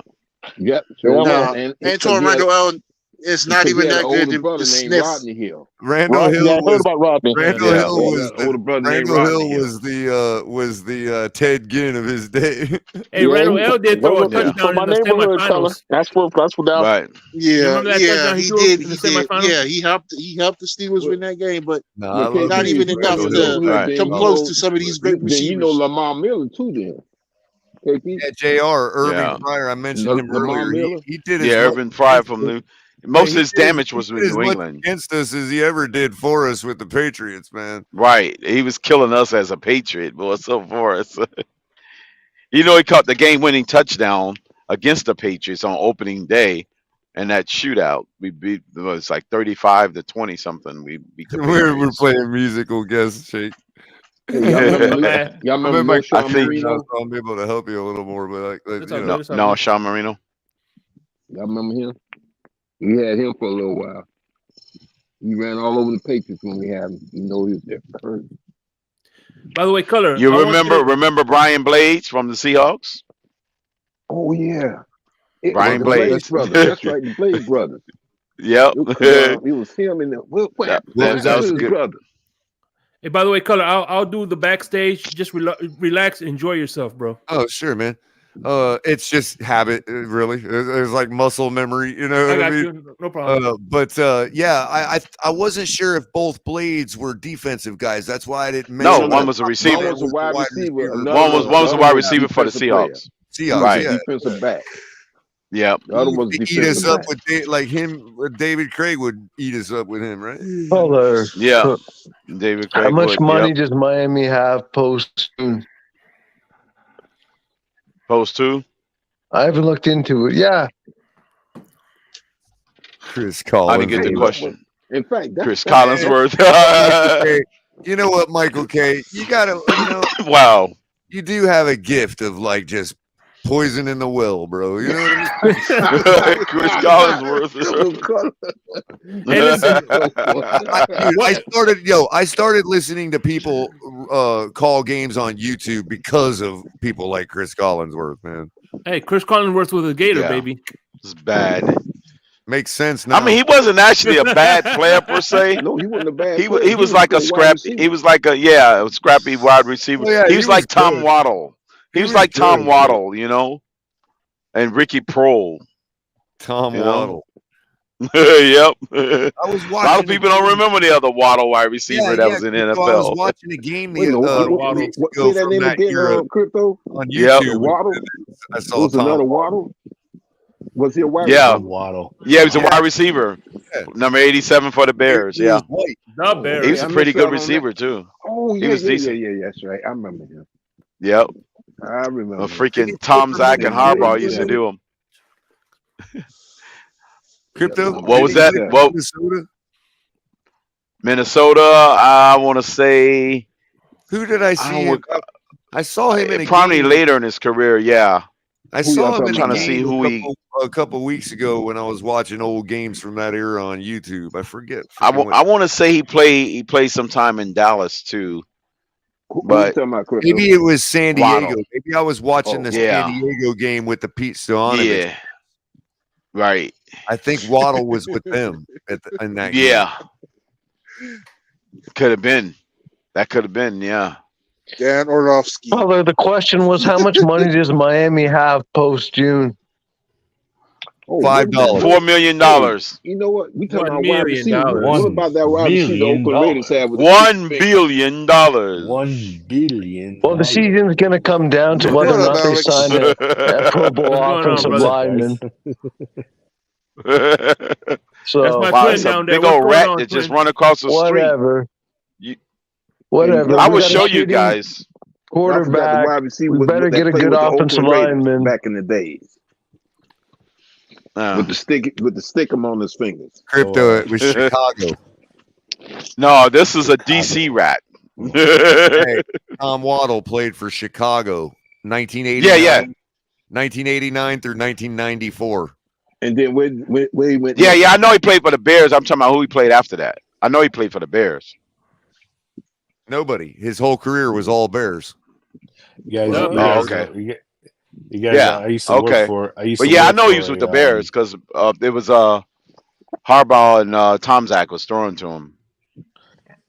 Now, don't ask Oh, me so why that's- I was I watching used a to Bears work game for a that former era. player that used to So play that football. was who was that? Hey, Bears Shake, quarterback I'm that going to was bop out, bro. trying to All right, man. Hey, Q. fellas, y'all, Hey, Q. y'all have a good one. Hey, Thank Q, you. have Hey, a good man. night, man. As always, brother, Q, it was always haven't good seen you in a chopping while, it up bro. with you, bro. Yeah. Be safe, Hey, my All brother. right, man. Y'all be Be good safe, now, man. Q. Y'all take care. All Y'all right, remember, All right, there, What all you, right. man? Y'all I had remember the Bears? All right, Remember the fellas. Bears quarterback, Be safe. McMahon? Dolphins Super Bowl champ. McMahon. Look at this. Man. What's up, Alex? Long time. Jim no hear. McMahon, the Hey, punky. Color, how you He's doing, not man? Jim How's McMahon. He's the everything? punky QB. He's the punky QB. He's The known punky as QB? McMahon. Oh, that was Color, hope you and your family doing well, my friend. Yeah, man. Well, Same that as joker you, was buddy. Haven't heard you in a while. a gangster, Hope man. I He haven't looked like a bothered you gangster. too much.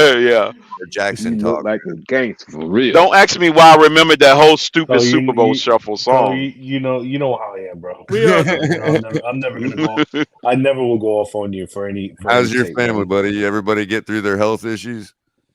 Yeah, everything's good. The family's doing good. That's the last time I heard from you, so that's why I was asking. But yeah, no, I appreciate it, Color. No, everything is good. I'll be leaving Florida at the end of the month again. Oh, I'll yeah? go back to You know what? Texas. Oh, I didn't That's why I realize you were say back. He's everybody leaving had Going to their Texas. season. on that midnight Okay. train to Texas. I'm gonna Right. try to get there. I'm gonna try to get there for the draft party April 28th. That's what's So- up. I'm gonna be there. Okay. So I'm gonna get my tickets and everything. I'm gonna try my best to get out there. Hey, What part of Texas? One bad governor go to another Rockwall. state with a bad governor. Fate. Waco? Fate. Wait a minute. Well, hold on. What'd you say? You want to Waco, Texas? No. Rockwall, Fate. It's about an hour outside Dallas. Right near the desert. I'm close. I'm close to EM. I'm close to EM. Yeah, I'm going to say you close to EM. Yeah, And right there around the MJ, corner. we did mention Ernest Givens really early on. Ernest Givens, wow, one of my Ernest favorite Givens. receivers. Yeah, Ernest Givens. Yep. He's in my, he was he's like he was my tough top as nails. My personal top 5. This guy, Probably one of when I the was toughest working- guys catching the football. When I was working at Alorica, the guy that ran the call center was he played for the Saints back in the 80s. I forgot his name. What we was were talking about it? He was a wide receiver. Was Bobby Hebert throwing the ball to him? No, right. no. Bobby Hebert. Crypto. That's another one. I think I told you, Crypto. I think I told you about it when we were chopping up in your space a while back with Dr. Reg. Why receiver with yeah, it was Tony the same Martin, team. He didn't play for that long. Tony He didn't Martin, play for that long. one of those guys that would lay his entire body out to catch a football. Man, it was Tony Martin. Yeah. I think, Tony Martin was really good. Tony he was Martin. one of my he was one of my favorite receivers. You know, when he was with the Dolphins. Mm-hmm. You know, Haywood. I just love Haywood. Haywood Jeffries is such a great football name, man. God. Yeah. Jeffries, man. He was. You know, and everybody loves Gaston. He was slow as grandma, but he knew how to catch. Yeah, he was. He had My hands the favorite size moment- of freaking My planet favorite Earth, man. moment. You talking about My Rondé? favorite Everything- moment of Yeah. Rondé. Yeah. My favorite moment of Rondé he was a big was back. when I think he had the biggest hands in the NFL out of everybody. No, yeah, in the his NFL. hands were huge. Rondé, It's yeah. like 14 Got a inches. Rondé- Unbelievable. I got Bigger than Shaq's. I got No, but Mr. you- Gaston's autograph on a hat. Crypto, check this out, guys. Is that My next to favorite- the Skyler signature? Currently, no, it's on the bottom shelf. My favorite If I Gaston moved moment was my in chair the right way, you would be able to see it. I don't have my my camera. favorite Gaston moment was 2002 when we were playing the Jets in Week 3, and you guys remember this. Crypto, Color, you guys, Shake, you guys all remember that game against the Jets in Week 3 when Ricky's first year, when Jay Fiedler took a shot, he threw the ball, and remember when Gaston just like reached out and one-handed that. He like one-handed that bitch. Oh my god, that was probably one of the greatest catches I've ever seen. One in the back of the end zone. Hey, is that who you were talking about? Joe Horn. Alexander Joe Horn? No. Joe Horn was very Joe Horn? good, but the Yeah, he was Saints. very good. Hey, one of the things I love that Joe Horn did was when he took the cell Mark phone. Wilson was the other quarterback. Remember when he took the cell phone out of the goal line and made the call, and they Was fired that him for Joe that? Horn that did that? Yeah, that was Horn. I remember that. He took the cell phone out from underneath the thing. That's when they came up the rule you can't freaking celebrate. Yeah. Right.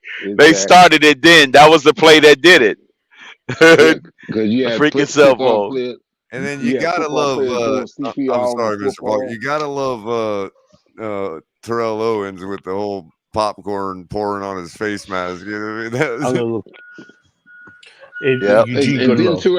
That's a man that's a showman that understands the people in the upper deck got to be able to see what you're doing too. So he left his helmet on and just poured the whole bucket of popcorn in his face mask. Crazy Dolphin. Crazy Dolphin. Wasn't he also the one who jumped in the? It was Eugene Goodlow. Who jumped in that little basket? Okay. Who jumped in that? Remember during Thanksgiving game, they had these red baskets, right? Yeah. Who jumped in the? That was that was Terrell Owens. No, that was 21. Ezekiel Elliott. Ezekiel Elliott, yeah. Terrell Owens did it too. Did he? Terrell Owens did it 1 year. What's that? Jumped into the Salvation Army bucket. bucket Oh, on Thanksgiving. Didn't Terrell like celebrate on the Dallas Cowboy star when he was an Eagle? Yes, he did. No, he was a 49er. He was a 49er. He was an Eagle. He was an Eagle. He was an Eagle. Yeah, No, he was a 49er. No, it was an Eagle, bro. Trust me, it was the year. It was the year they went to the Super Bowl. Right. No, but he did. No. I could have known because he came up and hit him also. No, I swear he was a 49er when he did that. No, he was an Eagle, bro. This is the guy I can never remember his name. I keep thinking of James Lofton every time I think of John Taylor, man. That's the guy we haven't said yet. John Taylor, man. Yeah. Hey, Color, what are your thoughts on my list that I gave you guys? He was a 49er. Taylor. Okay. I'm watching it right now. It was opposite of right. Yeah, he was with the 49ers when he did that. And Rod, and it was Roy Williams that came in and depleted absolutely came in and hit him. Depleted him. I remember that. He came up and hit him. Hey, what are your guys' Yeah, opinions why on isn't anyone talking about the Jeffrey Simmons contract? That Wilkins is going to go on even more money. Why isn't anyone talking about this? Because he's no longer a Dolphin. Okay, fair enough. So why aren't we trading him then? Because we should trade him. No, we're going to be trading them. Just give Wilkins what he wants. Honestly, we did that with Sue, and how'd that work out? I mean, Dolphins Super Bowl champs. You epitomize everything that's wrong with a Dolphins fan. Wilkins is a different player than Ndamukong Suh. Adam Gates ran. Wilkins is a way different player. You know what? Just get on. Just get on with it. Trade Wilkins. Get on with it. I want them to trade Wilkins by the draft or at the draft. Just get on with it. We need another offensive lineman. If you trade Wilkins, I guarantee you this, it will not bode well. Well, who says? Who says? The players don't run the show. Who says? I bet you will not bode well. What means you? The reason why Wilkins is a leader in our locker room. What's the worst that's going to happen? We're going to be 9-8 I think that again? leadership thing is overrated. Yeah, exactly. It is. Look, the players just want to get fucking paid. Together. That's all they care about. Wilkins is I want to go that far, bro. But yeah, he's. I think he's an important piece, but he's not. No, he's not together. Yeah. No. Miami needs to trade Wilkins for an offensive tackle, and they need to try to get a first-round pick or something. Maybe it's just a second-round pick, but they get a stud offensive tackle because Armstead's going down. He goes down. I've already said this. What? Who are you going to replace Wilkins with? Name me a player you're going to replace Wilkins with. You're going to get an offensive tackle. You're going to get an offensive tackle. You're going to get a high pick. He's in the draft right now. Zach Seiler? Well, you re-sign him long-term. Seiler's a defensive end. No, Seiler's a defensive tackle. He can play outside in a 3-4. So he can play inside on a 4-3. Yeah, exactly. So can Ozma. But let's just move on. You're right, Sheik. Yes, in a 4-3, he's a D tackle in a 4-3. And Christian Wilkins is an outside defensive end on a 3-4. We have on the outside on a 3-4. But if you run a 4-3, you got Wilkins and Seiler in the middle. Oh, okay. But you also forgot about Raekwon Davis. Raekwon Davis. Raekwon Davis, in my opinion, I think this is his contract. This is his year that he has to show out. If not, then he's gone for Raekwon Davis. But the thing. Here's the thing. In my opinion, Raekwon is more expendable than Wilkins is. Well, here's the thing. When you look at Vic Fangio's defense, the two positions that are key in his defense is the safety and the middle linebacker. How many defensive ends do you really see in a Vic Fangio defense? Alexander, they're mostly on very sullen. The edge rushers. Why are you so sullen, Alexander? Anyways, I just want them to get on with it. They're not going to keep Wilkins. It makes no sense financially. You know that was my Ed Sullivan impression, right? I know it was. Wilkins is a top 5 defensive. Anyways, whatever then. He's a top 5 player. He's a top 5 defensive tackle. He's a top 5 player in the league. Wilkins, is that what you're saying? No, I said a top 5 if we weren't tackle. friends anymore, I just don't compare it. Defensive tackles don't win you championships. Unless you're Aaron You're Donald. right, Jay. I agree with you, Jay. 100% on that. Okay. But I think why so serious? Why so serious? Everyone's laughing. I mean, we're gonna have another Wilkins, fucking shit year. Amicus is right. We're gonna have another shit year. Everyone, I don't know why everyone's laughing. No, because the team's gonna have another shit year. Because I'm not miserable. That's why. Let me say this: if there's nothing else we can do, and if all goes well, exactly. If all goes if I lived in Miami, I would go to the headquarters. I would arrange a protest on Facebook to fire Chris Greer. Yeah, lucky. I don't think anybody will follow you, Jay. Honestly, no offense, but I don't think nobody will follow you. Hey, Jay. Honestly, No, they're ignorant. That's ignorant. No, I'm sure he gets millions I'm of 59 followers. years old, man. I've seen the Dolphins go up and down, up and down. So let me tell you something. People would sign his petition. You keep Hold on. looking into your crystal ball. Let me tell you the keys. Here's the keys. That petition that don't even know who the Miami Dolphins are. Just people sign petitions. petitions. That's probably what. Yeah, just shove it in their their right color. Well, maybe because the team's been irrelevant for 2 decades. It's all about the Heat now. So maybe he's got a point. But definitely not about they wanted the Heat. They wanted Jeff Ireland. They wanted Jeff Ireland gone, and people showed up and. Listen, it ain't about those New York dicks. I can tell you that. Here's the thing. Here's the keys. I think, in my opinion, last season, if the injury bug does not hit this team and all the bad luck that they had last year, this team would have won the division, hands down. That's my opinion. Okay, this year. If they do not have if they have the luck, if they have everything go their way, no injury bugs, no nothing, this team will be 13-4 and possibly in the title game. That's the way I see this. This team is good enough to win right now and next year and the year after. Hey, by the way, Raphael Cartwright, this is for you. How does us being Did we just become best friends? Yep. Step Brothers. How do us being healthy be 14-3 creates more losses for the Bills when we don't play them out more than 2 times? I think they would have been 14-3 if they would have stayed healthy and bad luck. Yeah, JR, you just got to catch us on a Saturday night, bro. I mean, Monday morning, I'm gonna be bitching my ass off about the Dolphins. This team is too good. Oh yeah, and they underachieved. This team underachieved last year. They did. They underachieved last year, in my opinion. We underachieved for the last 50 years because we didn't win the Super Bowl. Hey, how about that? It's like what my dad always told me. I tell you this. Can't afford Wilkins. Yeah. Oh, come on, Jay. No, that's not true. I'll give you one whatever, game, Alexander, because of injuries, but you cannot deny the fact of what we saw in San Francisco, LA. Oh, I give you that, color. I give you that 100%. Yes, Tua did not look good in those games. I agree with you 100%. He stunk.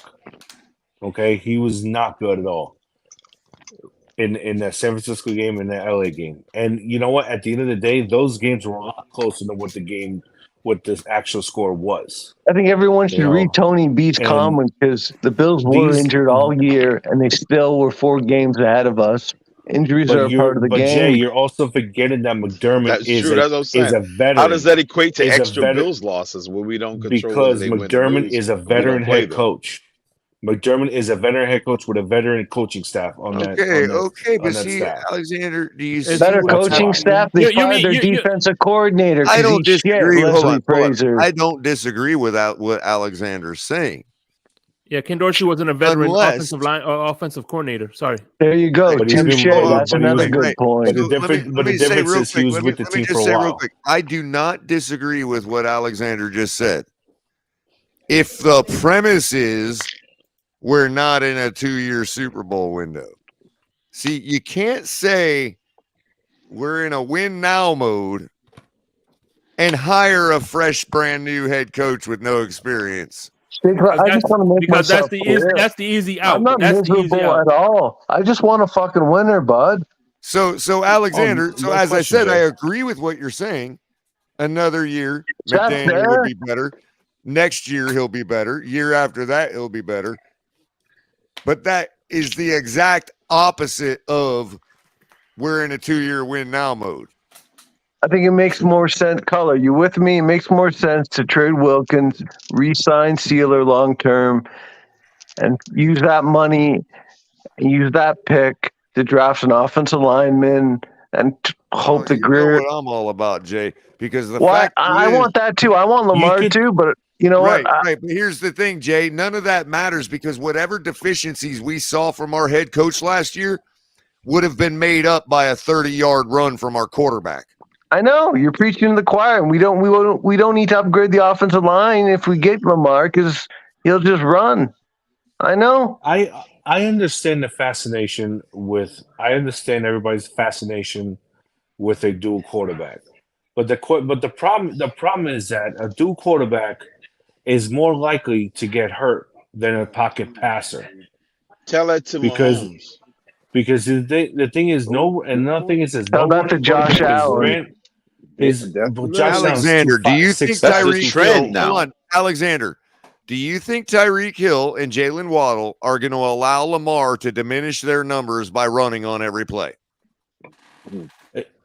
I don't know. Gonna happen. I don't know. Ain't gonna happen, bro. Gonna happen. There is nobody in Baltimore. I can't agree or disagree with you on that. No, there is nobody in Baltimore to tell Lamar stop running and throw me the ball.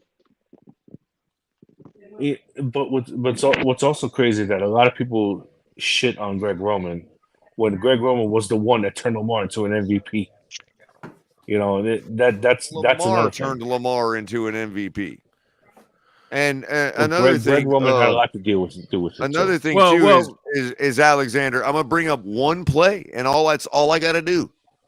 The play that Tua got injured on in Cincinnati would have been a touchdown if our quarterback was Lamar Jackson. Yeah, so you don't know that. What do you want to? I do know that.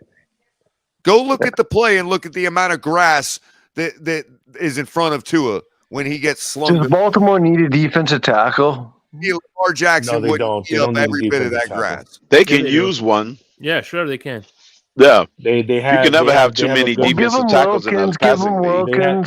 Give him Waddle, and give him a second-round pick, and do it. Why would you trade Waddle for a second-round pick? Like why? Because Tua. I'll tell you why. We haven't had a franchise quarterback in 2.5 decades, bud. You're going to give up because you can live without a guy that drops 3 passes in a playoff game. You 1B. There you go, Color. That's it. You have two of the best receivers in the NFL right now. They're not two of the best. No, they are. One is Jalen Waddle. Two top 10 receivers on that team. They're not top 10. One is. The other one isn't. Jalen Waddle is a top 10 receiver. No, he's not. No. Yes, he is. No, he's not. No, he's not. He could be, but he's not. He could be, but he's not.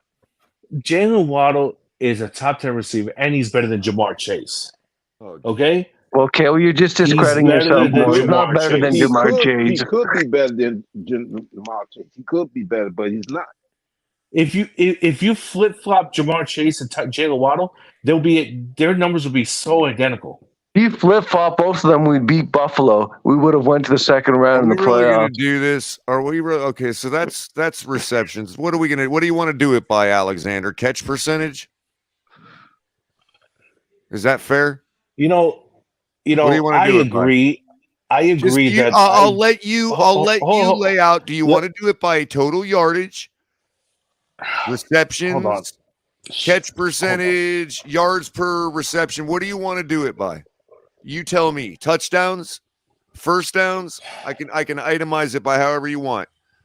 Just because there is no comprehensive list unless you go to a subjective place like PFF or whatever. Mm-hmm. There's no objective ranking list.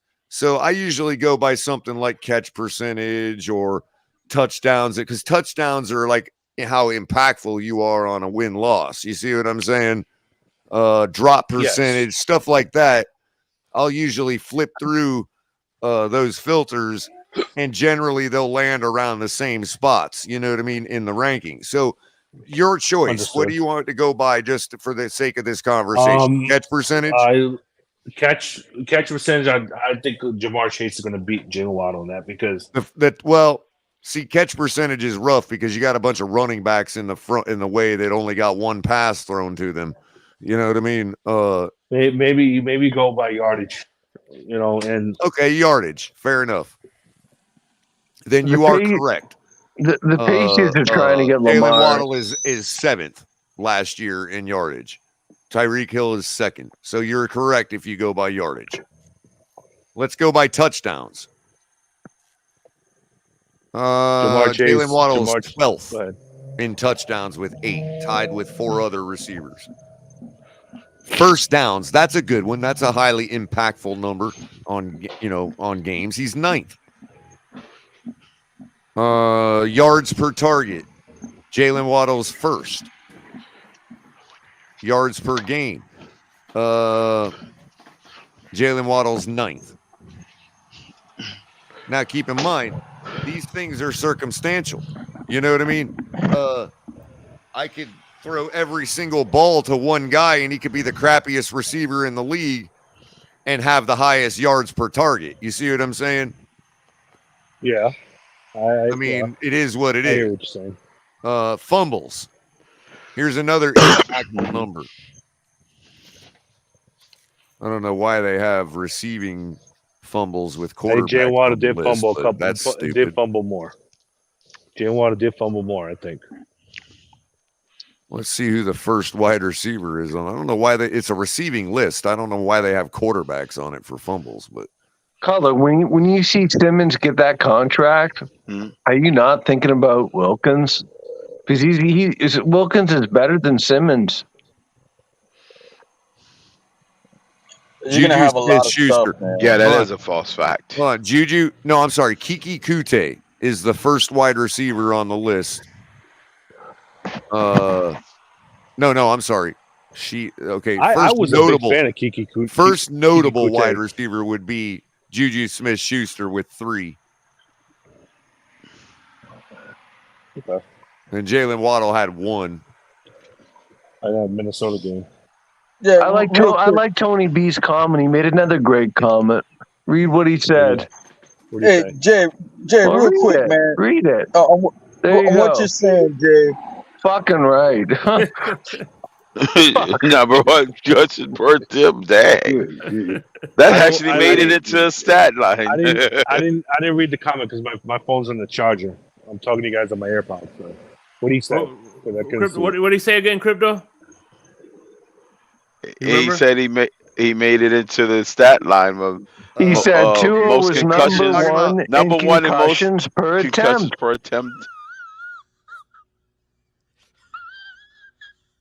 And you wonder why I want Miami to vigorously pursue Lamar Jackson or go after someone? Hey, hold on.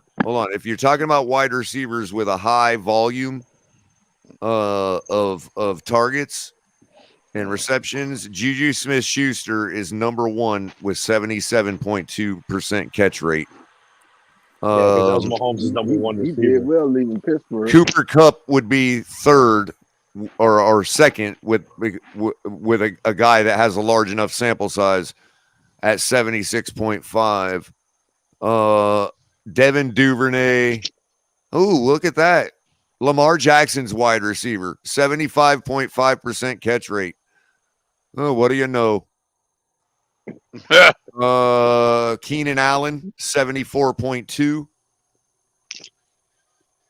Mecole Hardman, played that much this 73.5. He was injured a couple. Yeah. You got a bunch of guys in that range. Kendrick Bourne, Russell Gage. These aren't really huge samples. Another big sample size. Amon St. Brown, 72.6%. Amon St. Brown is Hunter Renfro. Oh no, Hunter Renfro doesn't have a large sample size. Tyler Lockett, 71.8. Tyler Boyd, Michael Pittman, Stephon Diggs at 70.1. Tyreek Hill at 70 even. What, catch rate? Smith at 69.9. Yeah, catch rate. Let's see. Jacoby Myers, 69.8. Let's see. Where am I going to? CD Lamb, 68.6. Randall Cobb, 68, even. T. Higgins, 67.9. Where's Jalen Waddle? Holy shit. Oh, 128th, 64.1. Oh, good. And it's catch percentage. What number is that color? Catch percentage? Catch rate? Catch rate, yep. Devontae Parker, 66. So he's close with Waddle. DeAndre Hopkins, no sample size, but 66.7. Jerry Jeudy, 67. Zay Jones, 67.8. So let's find, who did you say? Jamar Chase, Alexander? Yes. Jamar Chase. Let's see. I didn't see his name really anywhere either. Let's see. Yeah, he missed some games, but yeah, he had only 7 drops. Where is he at? I don't know why I'm missing it. Right under Jalen Waddle is, ironically, Jarvis Landry. Wow. Oh, man. Jarvis Landry. For last year, though. I wouldn't think Jarvis will be on there. Who the hell is Jamar Chase? Jalen Waddle didn't have a lot of. He's not on. I don't see him on the list. Let me do a find. I got to do a finding page. Hold on. You may have skipped him because he said Waddle was in 100 something. I think he said 128. I thought I said 128.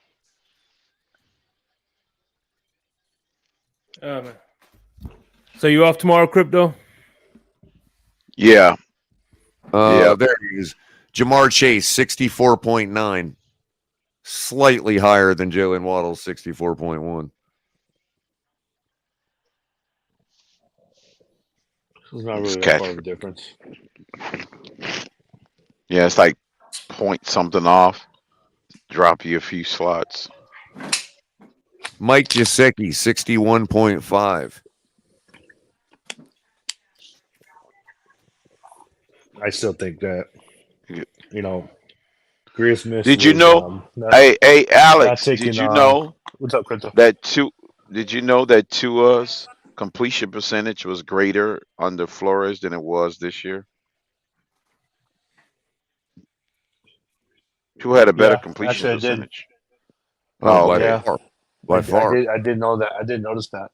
By far. I definitely did. We can pull that up right now. Well, we'll know within the next 4 or 5 weeks whether or not we get Lamar. Yes, we'll know, but by the end of the month, actually.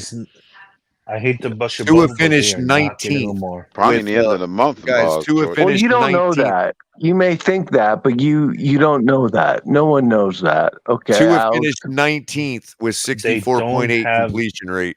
They don't have to. He was 19th in completion percentage. Well, they do if they start trading guys like Wilkins I and thought we had an whatnot. elite quarterback. If I can finish Crypto, Alex, they do have the money. Okay, if they start trading guys. He fell from 7th. He was 7th last year under Flores. You see, this is the thing. This is the thing I've been telling you. We can all agree that Tua has injury history, right? But nobody. The thing is, you're going to replace an injury-prone quarterback for another injury-prone quarterback. So why do you say that, bro? Like, why Look, do you just, he doesn't want to be in Baltimore. Why do you parrot the same talking points that have been debunked already 1,000 times, dude? Yeah. And I'm not putting. And first of all, that is not a knock. And I'm not knocking Lamar Jackson. It's been debunked. Whether it's a knock or not, it's not true. It is not objectively true. He's a great athlete. He's a better athlete than Tua is by far. By a million miles, he's a better athlete. Who's playing? Whoa, who's playing video games? playing Mario. Probably He's Shake. playing Mario. Ronnie Shake Money's playing Mario Brothers. He's playing Mario. My bad. I thought I was on mute. Sorry. Shake Money's That playing was Mario. Shake. Alex ain't been Mario. around since you started. Playing hosting Sonic the today. Hedgehog or I've something. been Money's around. Did you a get couple those times. Sonic rings? the Hedgehog. You getting those rings on Sonic? Hey, Sonic was my game though with Sega, but Yeah. But the thing is that Lamar has missed more games than Tua. You know, and that is a fact. Have you checked that Yeah, fact, really? But you know what though? I'm gonna say this. When it comes to it, Lamar is an upgrade to Tua to me. But how? But He's by an upgrade. but by And it's how not, far? but it's not as injury prone as Tua. I'm sorry, he's not. In fact, He's an upgrade. I agree, but he's not that far of an upgrade over Tua. That's now, ridiculous. I disagree. If you would have told Alexander, past 2 years. me, past 2 years. I just did a fact check. Past 2 years. Now, I'm going to say you're correct. Okay. Lamar Jackson has missed more games than Tua in the past 2 seasons. Do you know how many? Do you ever tell people how many when you throw that out there to insinuate something? Probably maybe like 1 or 2 games more or 3 games more. Okay. So it's not that far off. Yeah. You know? Now that being said, let's go back to third year. Why don't we do that exercise? Lamar played in 15 games. Tua played in 9. Okay. Ouch. But the thing is this. So I'm not letting you off the hook with that. If you're going to go out there and continue this trope that Tua has played more games than Lamar Jackson, you need to make it clear to people that you're talking about the past 2 seasons. It was only 1, and if you factor in a third season, it's by far not even close. You have to be honest, dude, if you're gonna do that. Because Lamar had a rookie year too. Lamar had a second year too, just like Tua did. And in Lamar's second year, he threw 45 touchdowns. 5 years. And by the way, Lamar Jackson didn't play all of his rookie year because Joe Flacco played half the season. No, yes, of course. He did play half the season and he did come in. Yes, Irving. Irving. I know he means the past 2 years. That's what I'm saying. Okay. I'm not saying Alexander's doing it, but it gets thrown around like it's some major thing to compare the 2 quarterbacks when all you got to do is factor in the third year and the disparity is ridiculous. The thing is also is that, and I said this a while back on the show with Crypto. I mean, Crypto were debating this, and this past season, Tua threw for more yards than Lamar has ever had, even more than his MVP year. I don't really care. What's that mean? That means that Tyreek Hill is a great wide receiver, and so is Jalen Waddle. And listen, one thing I always debunk when people say that Tua has a noodle arm, he debunked that. Just like just like Lamar Jackson debunked that he's a quarterback, the athlete playing quarterback. He is a quarterback. You know what drives me the most? You can't debunk that. Here's the one you cannot debunk. I think this one makes it around 10th on their list of. What do you mean you can't debunk that? He had over 4,000 yards. A quarterback an athlete that's playing quarterback cannot throw for 4,000 yards. Lamar's never thrown for over 4,000 yards. Yes, he has. No, he's talking about he's accounted for 4,000. Oh yeah, running and throwing. Yeah, his accountability. But that okay, that's fine. But in the year, you're talking about running. In the year he set the record for most running yards by a quarterback, he also threw for over 3,000. Yes, he threw for 3,200 in his MVP year. Yeah, that was the highest he's ever thrown. Yeah, there's only so much damn time in the game, Alexander. But But what is Lamar? A passer or running first? A running quarterback first He's or a passer whatever first? he needs to be to make And that something one, happen on the he did damn both. play. Yeah, exactly. He did both that year, Alex. You can't take away the fact he did both. And I'm also going to debunk this. This is the 10th thing on the list of platitudes that get thrown around. Tua is a better fit for McDaniel's scheme. If Tua is a better fit than Lamar Jackson for any scheme, the coach has got some serious issues. Oh shoot, Massimo retired. Our scheme is literally designed for a quarterback like Lamar Jackson. Are you kidding me? I don't know the stats, but that's the fact. I know that. Yeah. And I don't even know all the stats like some of you guys do. You know, if McDaniel really wants to add the deep ball wrinkle to the West Coast like he's attempting to do, in my opinion, wouldn't it be better to have a guy that can that can flick his wrist and sling the ball out of into Miami Beach? Yeah. That's I never questioned Lamar's arm strength. I never questioned that. Well, what are you questioning? Tyreek Hill's ability to catch up to the ball? Lamar's threatening to hold out. He may not even play. His completion percentage, fine. You want to Because he argue wants to completion come to percentage? Miami. That's why. There's no arguing completion percentage. But when you talk about accuracy, Tua is a more accurate thrower than Lamar is. That is not true.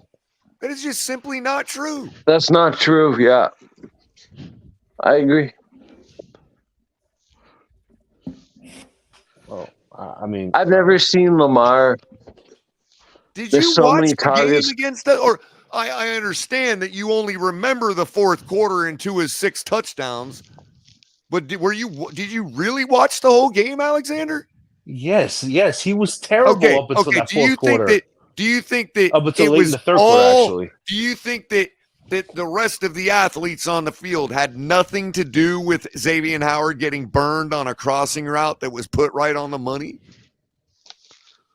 A quote unquote timing route. Anybody could throw that timing route, though. Oh, really? Then why is it such a feat for Tua to do it? And why do you all claim that Lamar can't? When he literally scored a damn touchdown on us doing it. Throwing a slant route, Lamar, fine. But when you talk about accuracy on a deep ball or a medium because throw you stress accuracy, the word and say it longer, accuracy. It doesn't make it any more true. Lamar is not an accurate passer. And that's a fact. No, it's not. Okay. Justin Fields is a more accurate passer. Wow. What do you define as an accurate passer? Somebody that passes over 50%? I mean, what's an accurate passer? When you throw the ball to an open receiver. Oh, you're talking about ball placement. Or anything like that. Oh, I see. You're changing the definition now and talking your about receiver ball to jump placement. up 5 feet in the air on a pass. You're talking about ball placement. Right, that's what Waddle was doing. To his passes. He was jumping up in the air to try to catch his passes. Not all the time. That's not accuracy. Not all the time. Tua is a better accurate passer than Lamar is. Justin Fields is a better accurate passer than Lamar is. Lamar can complete a pass without his feet even being on the ground.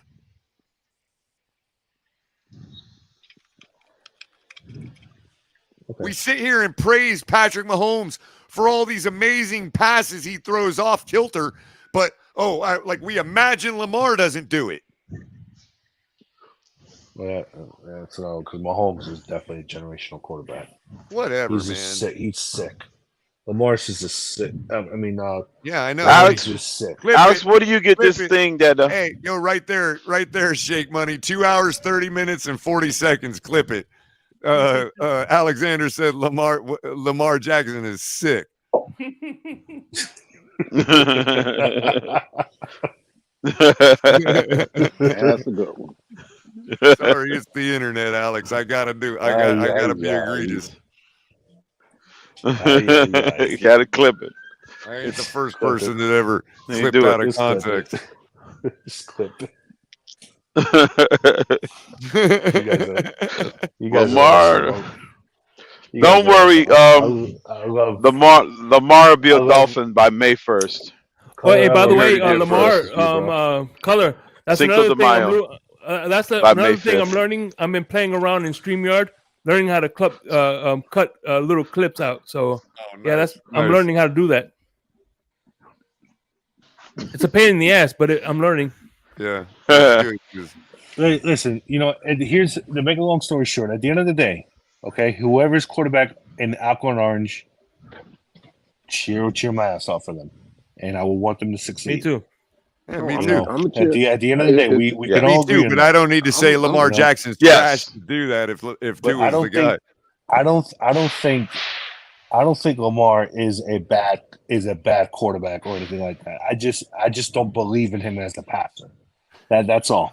I wonder where that narrative come from. I'd rather have him than Tua. I wonder where that narrative him as a passer.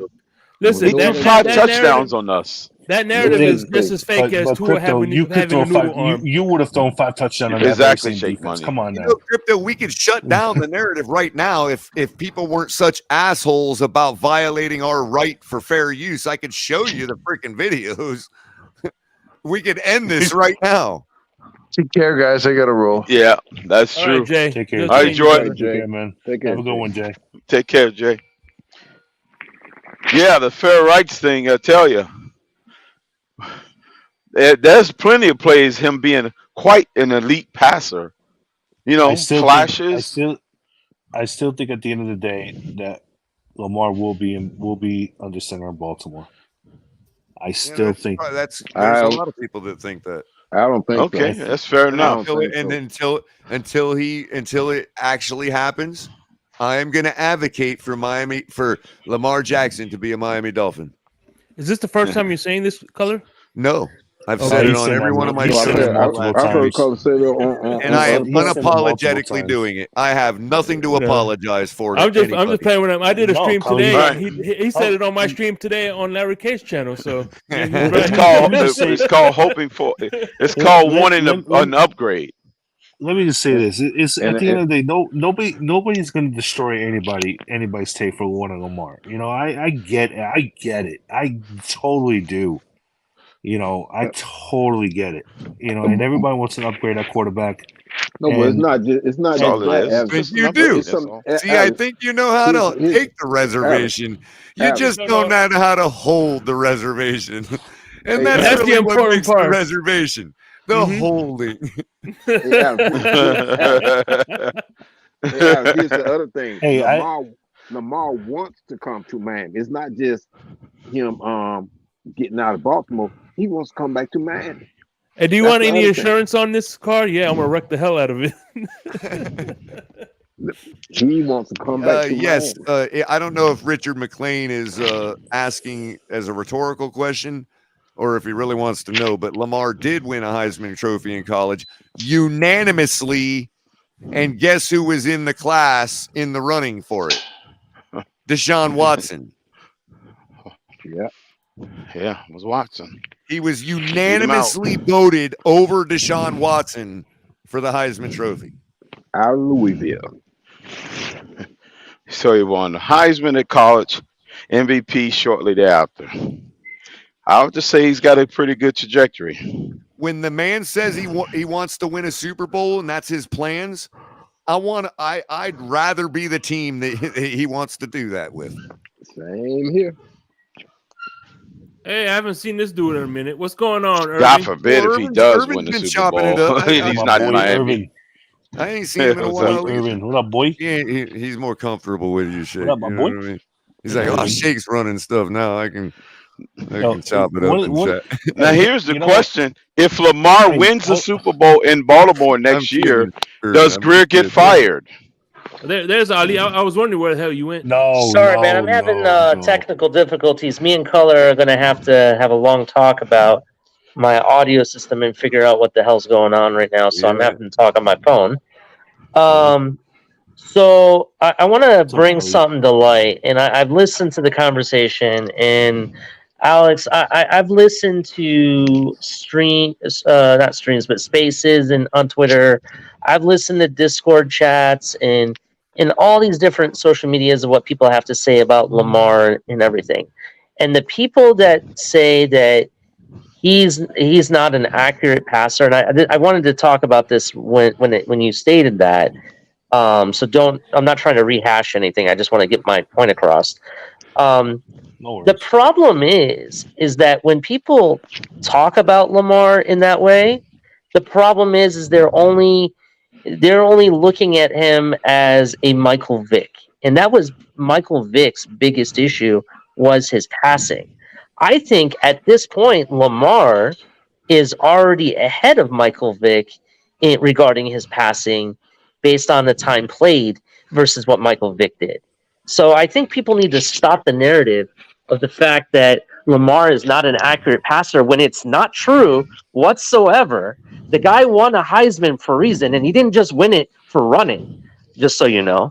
And in addition to that, if you go look, the numbers, granted, he didn't start the full season his first year. Yeah, what rookie quarterback really does, unless, you're the number one overall pick, then I can understand.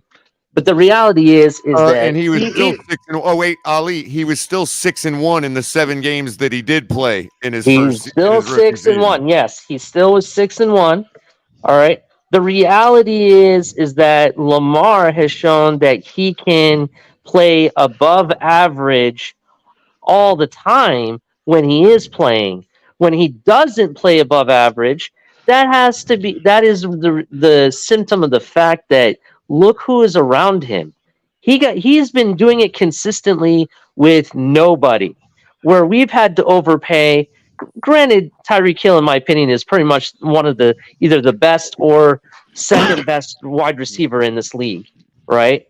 I think him and Justin Jefferson are the top dogs, right? Yeah. We've had to pay for that. We paid the top dollar, highest paid wide receiver for that, right? We've had to do that. We've had to bring in all these weapons in a left tackle for him, and it still isn't perfect. All right? And here's the number one argument I have. Go look at the stats versus the teams that are in the AFC and NFC championship game that Tua has. It doesn't look good. Then go look at what Lamar averages against those same exact teams. Yep. Now I would agree, since Shake was on the theme of. That's a good point. Tonight he had asked the question, as mainly that kind of the question of the night, I guess, is give some, your top 10 quarterbacks, are you and give one criticism for each of them, and we haven't done all 10 and all that, each of us, but I've been sorting through a few. People have to pay for my Patrick Mahomes criticism. But I will do Lamar Jackson to get it out of the way. There is something to be said for when he falls apart in a given game or a given setting, he really falls apart. You know what I mean? So I get that. That's my criticism. I get that. Of Lamar But Jackson. think about it. Think about this. Lamar Jackson has something Tua hasn't been able to do, and we're going into year 4 now, right? This would be year 4? Yes.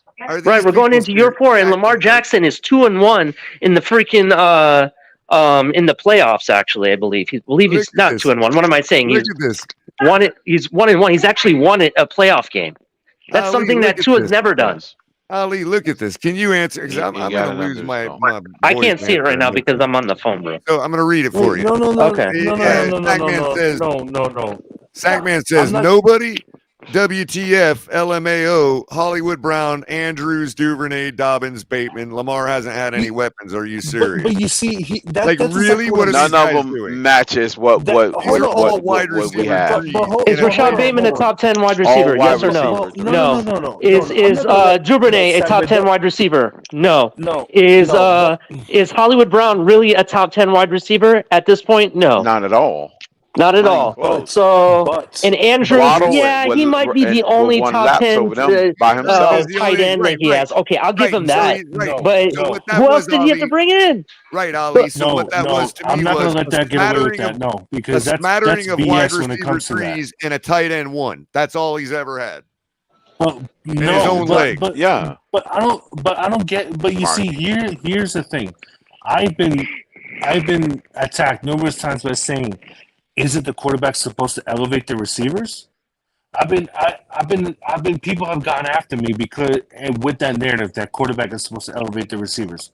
I thought if Lamar is such a Guess top what? 5 He quarterback, did when he won MVP. But He did. But why? You know how he does that? Is he says, supposed if to you ain't going to elevate the catch the quarterback? ball, I'm going to run it. The receivers? And he still throws for 3,200 yards. Mahomes did it with Martez Valdez-Scantling and Juju Smith-Schuster and Mecole Hardman. Actually, Mecole Hardman was injured a lot this year. Yeah, he did that though. But guess what? He did not run for an extra 1,000 yards. Has anybody here said that Lamar Jackson is the number one quarterback in the league? No, but then why are you bringing up Patrick Mahomes? But everybody makes him as why the top are you bringing up Patrick Mahomes? We were comparing to the Dolphins quarterback, not Patrick Mahomes. And you shifted to comparing him to the number one quarterback in the league. 99% of the fans in the NFL would agree Patrick Mahomes is the number one quarterback in the league. But people make so what are you trying to say? He's not as good as the number one quarterback in the league? Nobody said that. No. But if the quarterback is so good, why hasn't he elevated his receivers? Well, you just had Sackman 56 say that those receivers were good receivers. No. Why do you think he thinks that? First of all, Hollywood Brown. Can you answer my question? You wanted me to answer yours, and I answered yours with another one. Why is Sackman 56 under the impression that those are good wide receivers? Because he's not. Oh, Jesus, dude. Those receivers are not good. I'll take the W. Thank you very much. Those receivers are not good. Right. And my question to you is, in your opinion, why do you think even good with Lamar? 56 thinks they are? They were okay receivers with Lamar, but they why were not do you good. think Sackman 56 thinks that they are good receivers? No, he said he wants to put them on par with Tyreek Hill and Waddle. That's what he's trying to do. He said, no, he just won't answer the question, Crypto. Sackman didn't say that. That's what he's insinuating. Caller, do you need me? Caller, do you need me to answer the question, caller? Because obviously Alex didn't want to answer it. We live in a world where when you say fire him isn't calling for somebody's job. So. Shake, pull back up the comment from Sackman. All right, well, I'm doing that. I'm looking for him right now. I can probably get it quicker. I'm I can't even find it anymore. I'll get it. I got it. Here we go. I've got it. Okay. So nobody. Lamar hasn't had any weapons. Are you serious? Hold on. He's equating that. No, wait. Let me finish. Sackman here is equating these weapons to the weapons we have by calling them weapons. Okay. Why do you think Sackman thinks that those receivers are viable weapons if they're really not? What is your opinion on why Sackman would think that? Because they're not good receivers. I give up. I concede. I have no idea how to get him to answer the question, bro. Listen, the only thing I know is clearly equated them to our weapons. Listen, the only thing all I know is listen. They do that all the time. Hey, listen, let's take Sackman off of it. Maybe it's confusing you too much by making it Sackman. Okay, hold on. In his rookie year, say this. In 2020, if those receivers are viable weapons, if those receivers, let me ask you. By the way, this, Lynn Bowden Jr. Alexander. didn't pay that much with Tua, so If You need those to build that narrative. receivers In 2020 are in you fact did. viable weapons, why would a In guy? the Why COVID would in a the COVID person year. think they are if they're not? Hold on. I don't understand what you're saying, Color. So the impression I is really don't that those understand what are you're saying, viable honestly, weapons. but Hold on. Let me finish. Let me that's say what it he this way. had. The impression is that those are viable weapons. You and I both agree they're not. Why would somebody think they are? I don't know why anybody would think they are. Lamar Really don't. Jackson. I'm answering your question as to whether Lamar Jackson can actually elevate players or not. If you and I agree that those are not viable weapons, yet people think they are, why would people think they receivers. He can't elevate receivers. He can't. Grab your Tua fix and keep saying it. That proves that he elevates. Alexander, you don't get it? That's you're literally proving that he does elevate him. If you agree, if you're going to take the position that those are not good receivers, so by definition, he has to be elevating them. That's the only other element. But Crypto, what I'm saying is that why are people not giving Tua the pass in his first 2 years? They're not giving him the pass. They're not giving him a pass his first 2 years. His first year, he had Matt because Collins, Devontae Parker can catch the damn football. That's why. Yeah. When Matt Collins caught footballs. When Devontae Parker's on the field, yes, he could Did catch balls. Did Matt Collins have a high catch rate? Just show you that Devontae Parker's catch rate is higher than Waddle's? So Tua did elevate Matt Collins then. How? He was that way when he was in Philly. He had the same catch rating. Philly got in Philly. He got hurt. It wasn't performance. And he just put Devontae Adams to shame in Vegas this year. He was because Tua elevated Matt Collins in Vegas. How he went to Vegas in Vegas now? How does that work? How does Tua elevates him in Vegas? But Matt Collins wasn't nobody until Tua became the quarterback. That is absolute bullshit. That's crap. That is no way. Matt Collins was a special teamers. He was a special teamer in your mind because you believe all the stupid platitudes and made up lies that are designed to prop up one man. He wasn't that Fitzpatrick that threw that bomb on the Raiders? What? Hold on, wait a minute. That was Fitzpatrick that threw that bomb against Matt Collins and the Raiders. That had nothing to do with Tua. Tua was on the sideline watching that play last time I checked. But when Tua, actually, last time I checked, Tua was benched because he was playing like shit in that game. But you also forget that Tua and Matt Collins, when Tua was the quarterback, he was actually really good when Tua was the quarterback. And then he was doing special things like that sideline bomb he caught from Fitzpatrick. He is who he was. He's always been that way and had that potential, Alex. He showed it to you right there on that one spectacular play. But all you're saying, Alexander, is he's a good wide receiver. Just because you added he was good with Tua doesn't mean he wasn't good with everybody else, too. He was not good with Philly because he was a special teamer in Philly.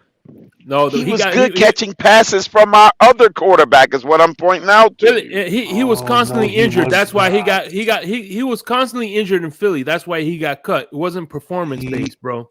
Right, exactly in Philly. I'm trying to point out his spectacular catches he caught from Fitzpatrick. Did anybody? That had nothing to do with Tua. Did anybody hear about Matt Collins before he became the Dolphins? Did anybody even heard of him? I have. Anybody heard of him? The question is, EM has heard of him. Just because you didn't, about him. What makes you think we didn't? Exactly. But was Matt Collins a name before he became the Dolphin? Explain his performance in the Raiders. Are you kidding me? When Tua elevated Matt Collins, and I will always spit. That's another trope that they want us to believe that he's elevated. That's what you want to believe. Then hey, go for it, bro. We'll just agree to disagree. But You know what's crazy? They're going to start telling us that he elevated Tyreek Hill's game. That's the next phase of the gaslighting phase. They're going to tell us that he elevated Tyreek Hill's game next. It's coming. I'm warning you guys right now that that's coming. That's slowly creeping into the atmosphere. They're going to start telling us that Tua elevated Tyreek Hill. That's what they're going to start telling us now. Tyreek. And you know what the irony is, Crypto? In 2020, the year with Fitzpatrick that you're talking about, yeah, Mac Hollins' catch rate was 64%. In 2021, almost the same number of targets and receptions. Oh my God! That number dropped to 50% in 2021. Dude, yeah. So how did he get elevated? You know what it was last year in Vegas? It was probably close to 70, wasn't it? 60.6. Oh, okay. 60.6. And you know what Devontae Adams was in Vegas? 55.6%. Seems like Aaron Rodgers was elevating Devontae Adams. And Derek Carr couldn't. So we're going to. It's why Adams wanted Raiders to go after Aaron Rodgers, but it never happened. And it looks to me like Derek Carr. Broncos wanted him. Derek Carr increased Mac Hollins' catch rate 10%.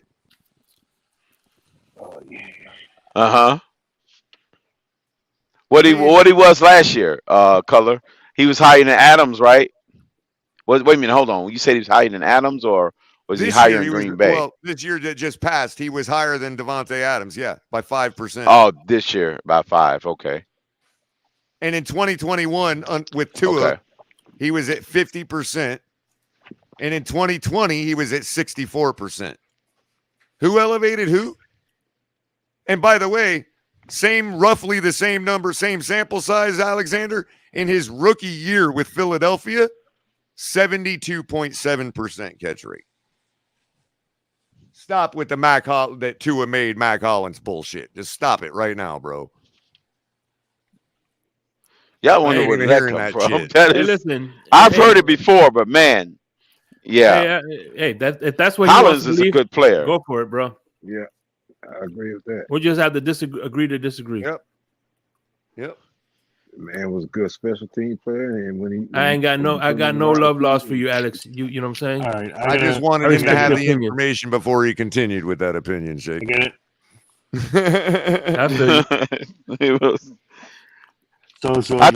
I think they use Mac Hollins as a barometer because it's cherry. I guess it seems like easy pickings because nobody would dive into the numbers that way, you know.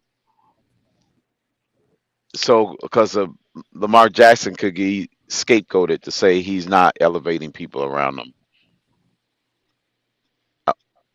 I guess that's the angle now. All right, I got you.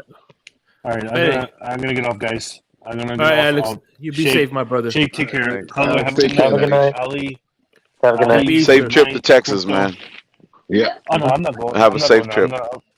I appreciate it, but I'll talk to you guys before I get up there. So, so I'll definitely stay in touch. Yeah, with you guys. Travel safe, man. Okay, we'll do it. Be safe.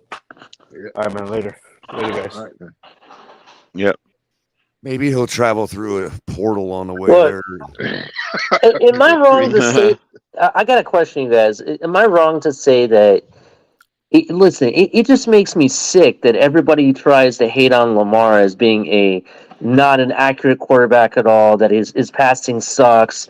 All they see is what people saw in Michael Vick in his first 3 or 4 years. Mm-hmm. You know what I mean? Right. That's Michael all Vick, they see. That's the and it's starting to piss me off, bro, because the reality is that, look, he did what he did against us. We'll just use the game against us as an example. Nobody had a higher quarterback rating than him after that game at all. Tua had one great fourth quarter, and he still didn't hit the mark point that Lamar did in that game. Right. And they realized how good Lamar had that game.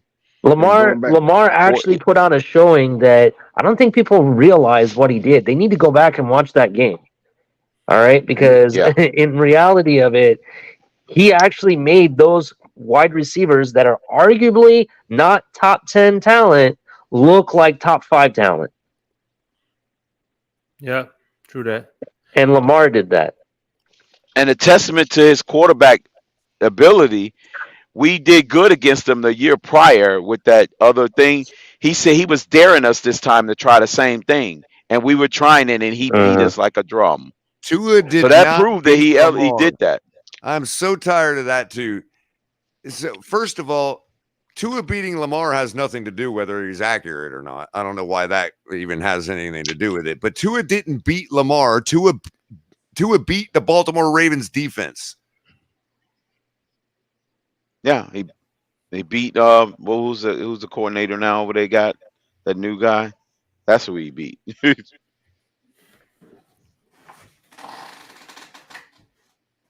And of course, he capitalized on Harbaugh's stupidity by benching the best field goal kicker in the history of the game. Yeah. And even if Tua beating Lamar is not it's not a proof evidence of why he's a more accurate passer. Yeah, but you, like mentioned earlier, and I know this is not the full, but when he got his Heisman Trophy coming out of Louisville, you don't just give that to somebody that can just a quarterback can just run the ball. You give that to a quarterback that can run and throw the ball to a certain degree. And people can call it a dog and pony show all they want, but when you got unanimous votes, that means everybody, even the serious thinkers, voted for you.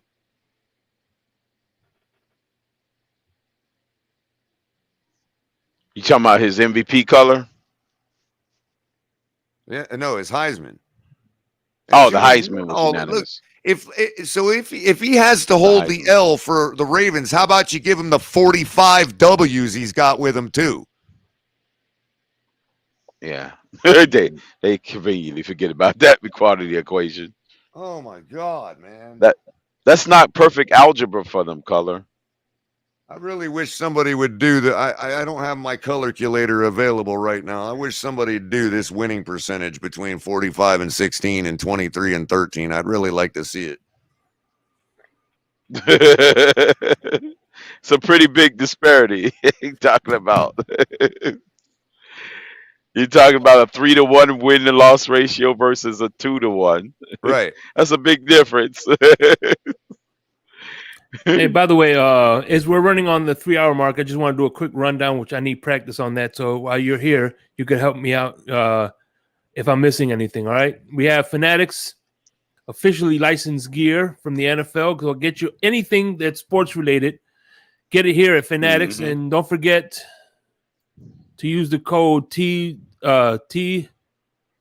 Fins Tailgate TFTG. As we referral as a referral link, right? Correct? Color? Yeah, TFTG. Yes, sir. All right. Then we have Doobie Energy Drink. Smoke a Doobie, drink a Doobie. Great energy energy drink for anybody who's gaming or wants a nice workout. Don't forget Backroom Collections. Sorry, Backroom Collections, and use the code TFGTG for your 10% off your first purchase. As well as we have the lineup. We have El Capitan, Mr. Color, Ali the Persian with late night, Friday night, late night. He is here right now joining us. We appreciate that. Don't forget the War Room with DTA, Lewis, and myself in the afternoons. And I'm telling you, we're gonna have a nice full lineup once we get in the couple of weeks when we get in full force. So check out those episodes and keep supporting the Fins Tailgate, baby. The tailgate that never stops. Lineup there. That's a nice lineup. One day we're gonna all meet at the carnival and the circus. You know what? I gotta really do that. One day, just practice that in a mirror or something. The lineup. But that's pretty much all we got. What do you think, Color? Perfect. All right, beautiful. So for those who are only listening, who aren't paying attention to chat, somebody asked a question. What's the touchdown to interception ratio between Tua and Lamar? I've posted it in chat. Tua's career touchdown to interception ratio is 52 to 23, and Lamar's is 101 to 38. Okay. Okay, you put that in chat? I thought that was El Capitan. I'm looking at it right now. So 101 to 38, and you sent 52 to what? Out of StreamYard, it'll post it as the Finn's Tailgate account. You know what I mean? Okay, I got you. I got you. How many was Tua's? It was 52 to what? 52 and 23. And then Lamar's that's almost 2 to 1. Oh, no. Yeah, 52 to 23, and Lamar's is 101 to 38. There you go. I can tell you right now, Lamar has a higher ratio. As far as about a few decimal points than Tua. Because you said 23 interceptions Tua got and just 52 touchdowns. Yep. Something like that. Yeah. Yep. So it'd be like within a couple of decimal percentages. So Lamar's interception percentage career, which would be how many interceptions per 100 throws, his interception percentage is 2.3. Tua's is 2.1, roughly even there. But his touchdown percentage, how many touchdowns per 100 throws? Tua, 4.8% over a 3-year career. Lamar, over a 5-year career, 6.1%.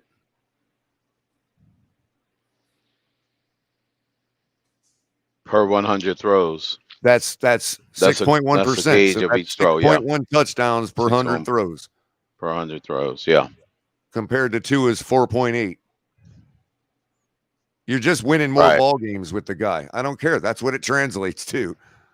Yeah, he's still throwing more touchdown for every, and that would be per throw. That's a good way to do apples for apples comparison too, because they like to say one is a better passer, like 10 times better than the other, right? They like to go with that narrative.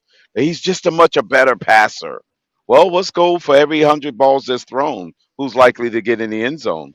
Throwing the football. That's a stat right there that isolates it. Right. For every 100, Lamar throws 6.1 touchdowns and 2.3 interceptions. Tua throws 4.8 touchdowns and 2.1 interceptions. Right. That's the actual stat in isolation that tells you who's the better passer. That ain't even talking about running the ball. That isolates passing versus passing. Yep. That's the best stat right there. In isolation. You ain't even got to talk about running the ball. For the last 10 shows I've done, but nobody wants to hear it. They still want to keep repeating the same tropes. Like Ali's point. It ends up pissing me off sometimes. Yeah. We ain't even got to go about his 1,000-yard season no more. And it's not even needed. Rushing. It's not even needed to say. It's not even needed to praise Tua for what he's good at. That's their problem. They don't even need to trash Lamar like that. Right. They just got to say they prefer what Tua does. That's all they got to say. They can trash John Beck. Trash John Beck and praise Tua. That's a better. I respect anybody who wants what they want. All they got to do is tell me that's just what I want, Color. I want 4.8 touchdowns per 100 throws and not 6.1. Okay, fine. But don't tell me 6.1 touchdowns per throw is freaking per 100 throws is trash. You're just being stupid. Yeah. Hell, you ain't even got to bring up the MVP season no more. That right there. We throwing the ball 100 times. How many is getting in the end zone? There you go. There you go.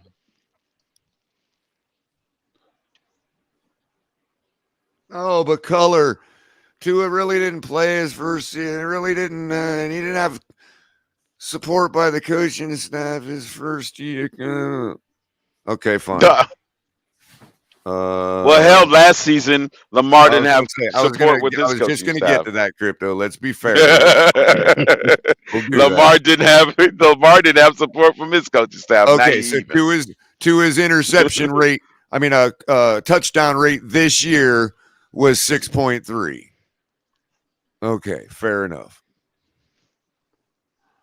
So because he got Tyreek Hill,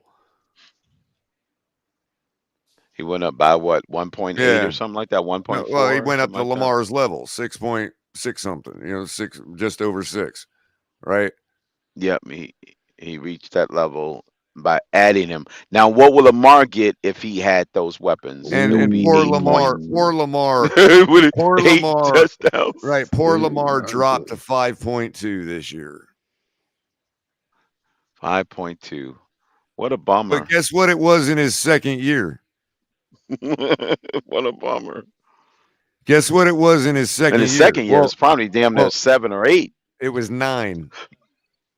Oh damn! I shortchanged him. It was 6.9 the year after that. So everybody likes to point out the MVP, or they forget that the very next season he went 11-4 and had almost the same numbers. Huh. The same numbers. There you go. But he's not a good passer, Color. He can't throw the football down the field. Yeah, he's not accurate, as they say. It's not an accurate quarterback, Color. It's not a good passer of the football. It's bad. You want a quarterback that could stand in the pocket and make precision throws. Lamar has never done that in his whole life.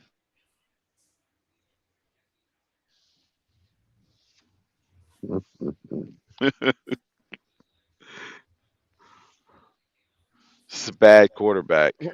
But Dolphins realtor, fair enough. But how you're acting like Lamar is 90 years old or something? Like, hey, put him out to pasture. Tua has a better career ahead of him at this point, sadly. Put him out to putting your little pasture, pinky up too while you're sipping your tea. I mean, really, man. Right. but sometimes that's the impression I get when I hear people talk about Lamar. It's like, yeah, why do they think he's retiring soon? Mr. Polk, why do they think he's retiring soon? Oh, crickety legs he's got.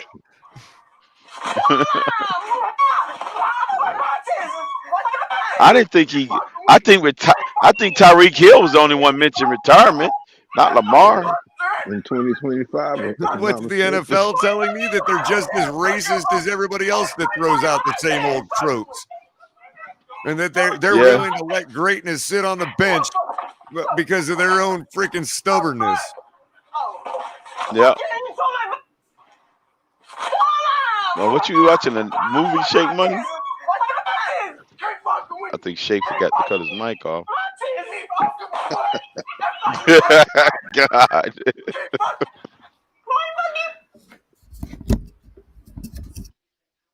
What you want, your antenna TV, Shake Money? Something like that. Go ahead, my bad. Sound like antenna TV. Damn, Shake Money. Oh. No, I'm not ashamed, delusional Patriots. I'm not asleep. I'm still up. That's one thing. That's crazy. They recycled that old talking point about Lamar. You know what's funny is the people that talk about Tua. Oh man, all these Tua people are all these media people. Mm-hmm. Are just using some old tired talking points to talk about Tua. They don't watch his game, but yet they use the same tired talking points those same media people use on Tua for Lamar. You're right. You're right. That's a good point, Shake Buddy. It's been recycled, and Yeah. So man, they recycle those talking points like crazy. And how many games does he really watch of the Baltimore Ravens? Do you think? Probably one. The one that we play them every year. That's it. So far, in the 3 years that he played us, and 3 of the 4 years he played us, I think he's got like 9 touchdowns and 2 interceptions or something like that.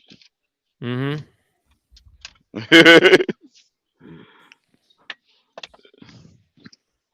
It's crazy. He's not a passer of the football.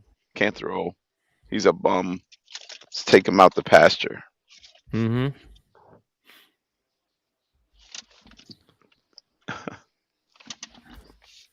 Old rusty mule.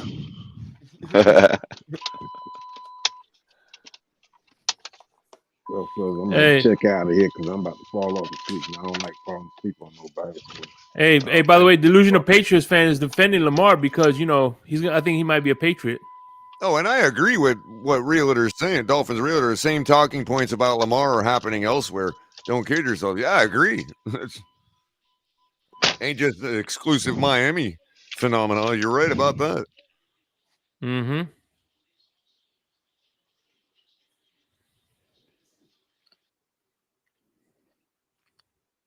No, I know what you're saying. I don't think you're, being unfair. I just think you might be. I think maybe I misunderstood where you were coming from originally. If you're saying, yeah, everybody's saying the same things, not just us Dolphin fans. Yeah, you're right.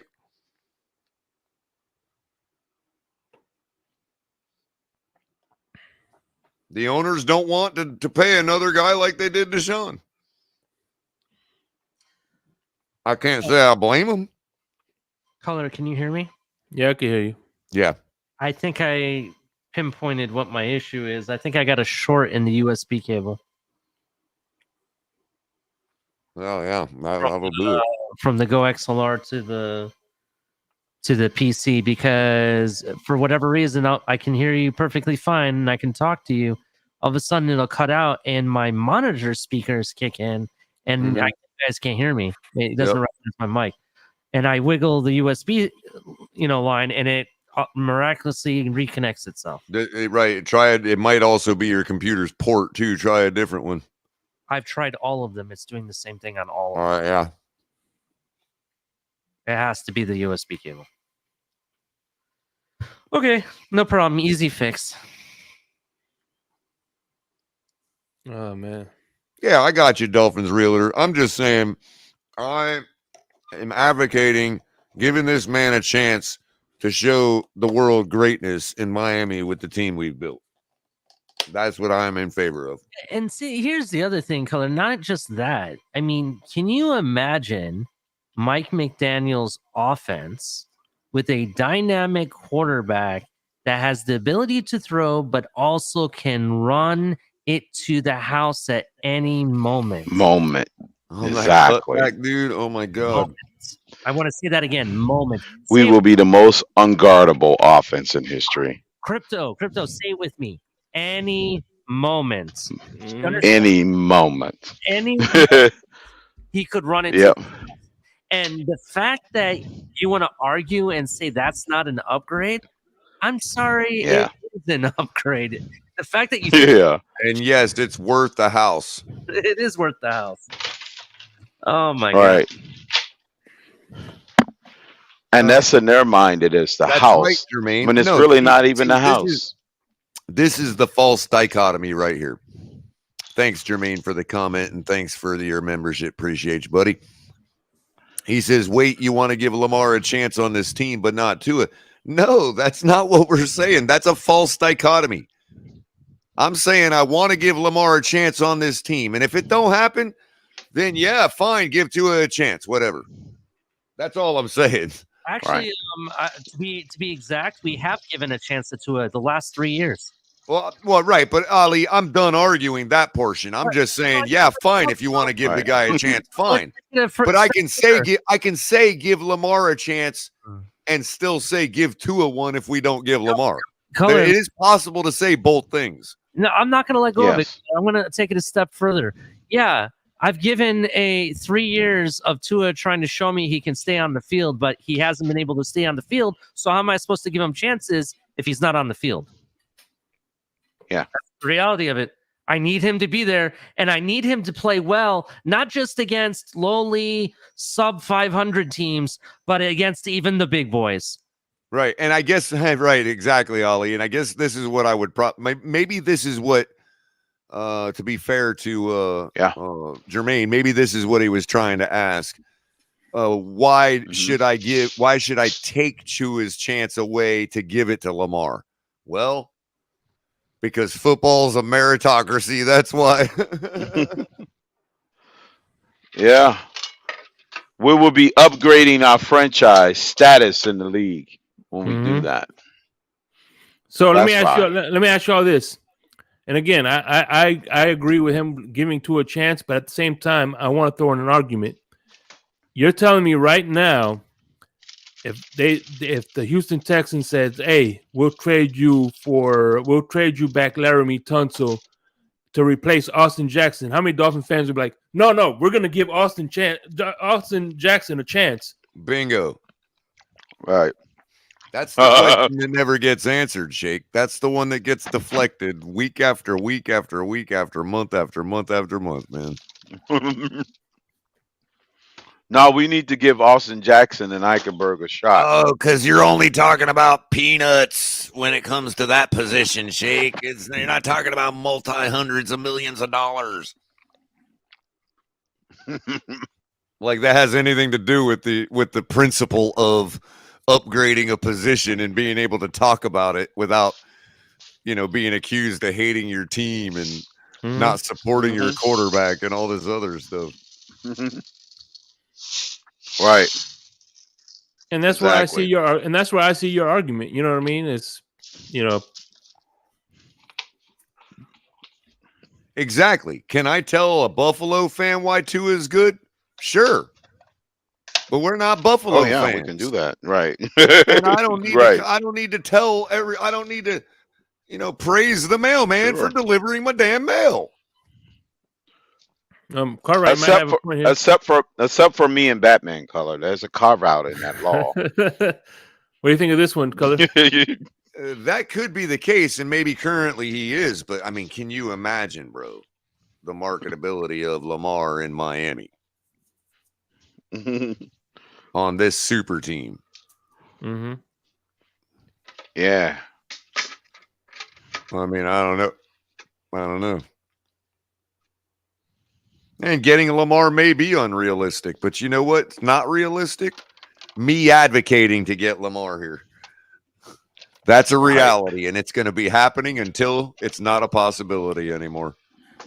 I am here to advocate for Lamar Jackson becoming a Miami Dolphin. And I'm not going to stop, and that is the reality. There you go. Mm-hmm. I really advocating until he's not one. It may not be realistic to think we're getting him, but it is realistic. Me saying we should. Hey. It's like when I was a kid at Christmas. It was unrealistic that I was going to get a Nintendo, but shit, I asked for one. Exactly.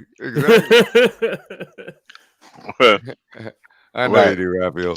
And also, Shake, but how about those years when you did get it? It was like, did your dad always you got it when you even asked for it. Did your dad always do the open all the gifts and then like 20 minutes later tell you, oh, what's that behind the curtain over there? You know what I mean? Forgot one. Did he do that stupid stuff with you too? That was my mom. My dad was yeah. Mom does those creative things. Mm-hmm. No, realtor. I don't think he'll agree to run more. He won't need to. By the way, my mom when I did get my Nintendo, I never forget. My mom goes, "Oh, we got you these pair of pants. See if it fits you." I'm like, "What the fuck? Right, come on, open these pants." I'm like, "What the hell do I want to open the pants?" And I'm like, "What the? Oh shit!" I was a kid back then. Oh man, that was probably one of the best Christmases ever. I think the point people are missing is with Lamar is that he himself, I suspect, this is just my opinion, I suspect he wants to transition and be on a team where he doesn't have to be the staple. Yeah. So it's one thing to be the outlet when you're talking about the fantastic running and all that. To have that as an outlet is one thing over having to have it as a staple. And I think that's what Lamar, just like anybody else, would want for him. I think he wants it to be that way. He wants to say, you know what? When shit just don't go right, I can run it. Now, why would we think shit ain't going to go right with our football team? Mm-hmm. Yeah. And I want you to think about this. If you look at all the good team in NFL history.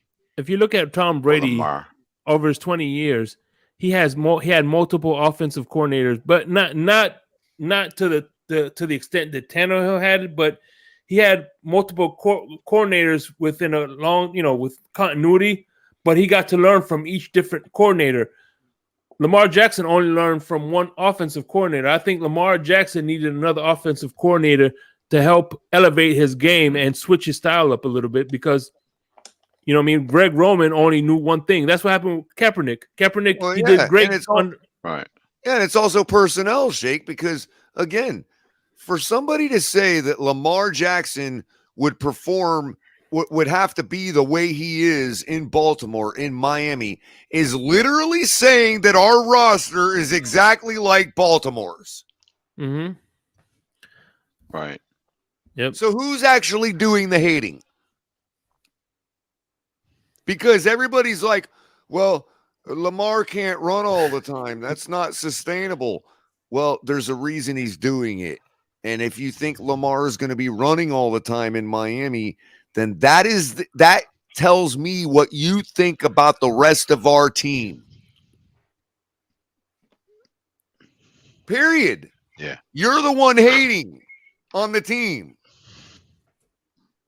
To think that, to insinuate that it's only because of Tua any success we've ever had.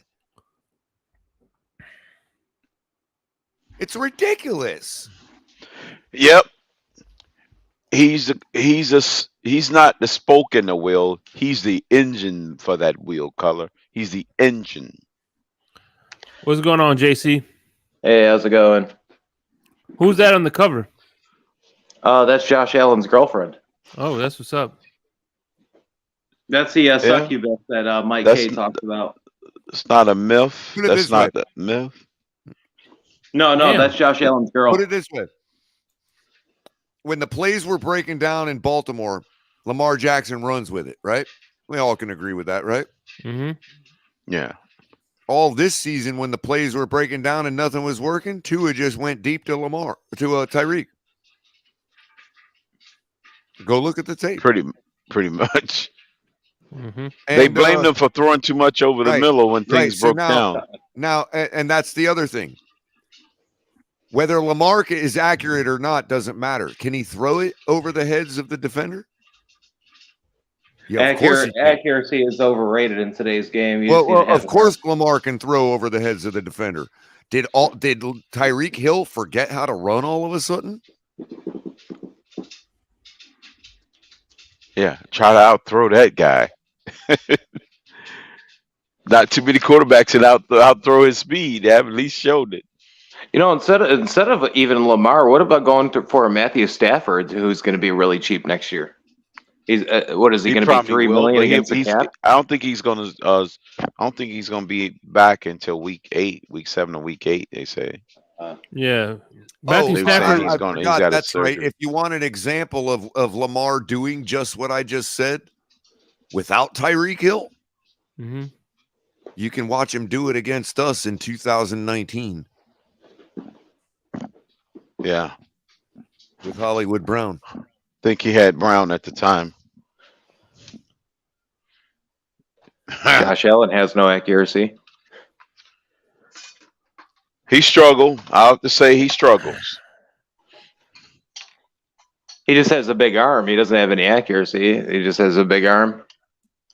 That will be him throwing that little seam route up the middle to Diggs. Yeah. Bail himself out. Mm-hmm. By the way, I think that's where we'll agree to disagree there, Dolphins Realtor, because I don't believe cheaper is always the better option.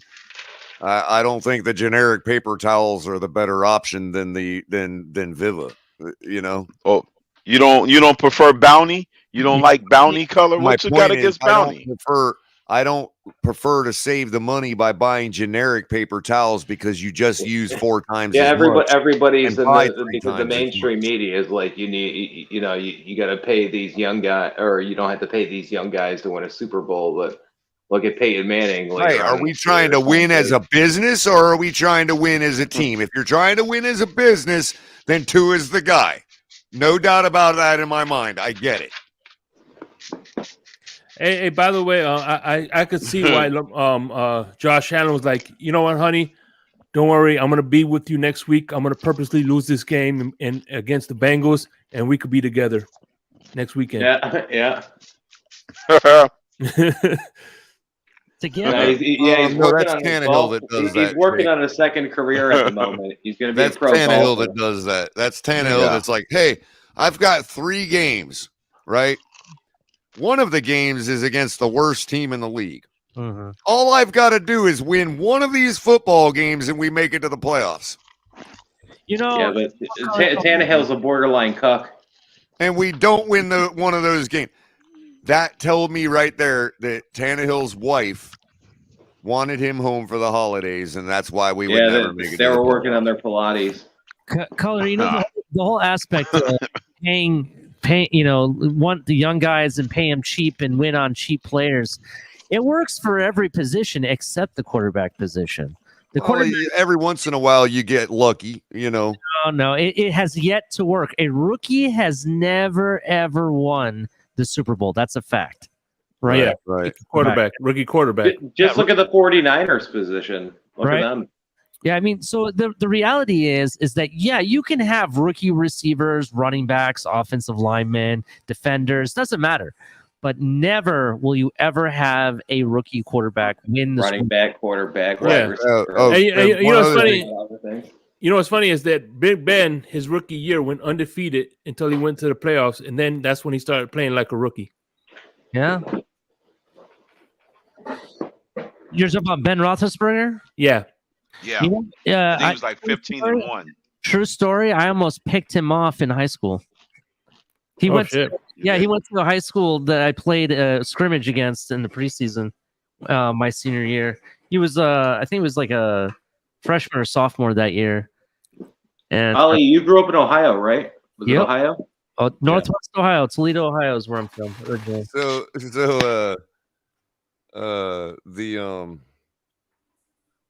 Oh, never mind.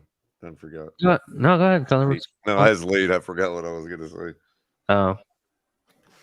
I think the biggest school we ever scrimmaged was at Aquinas, I think, from PA or Ohio. It was one of the two.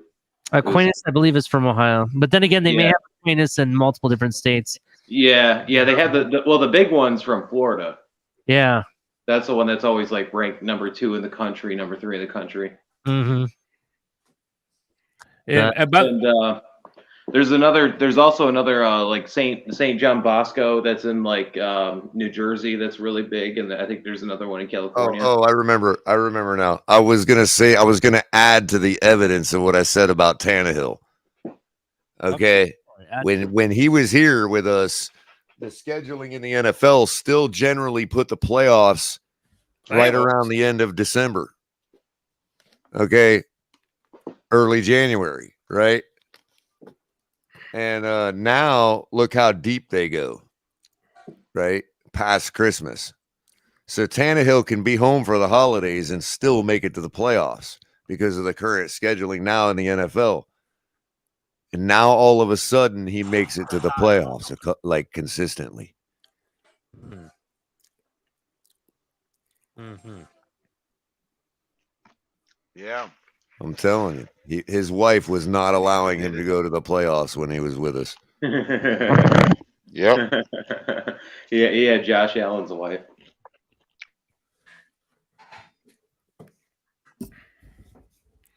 She was like, you got $90 million.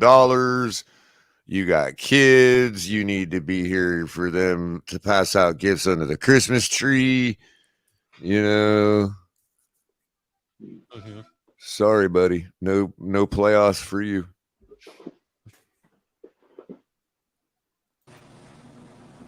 What's up, my brother Quinte? Losing to the Jets. Hey man, I'm getting tired of y'all with this Tannehill slander up here, man.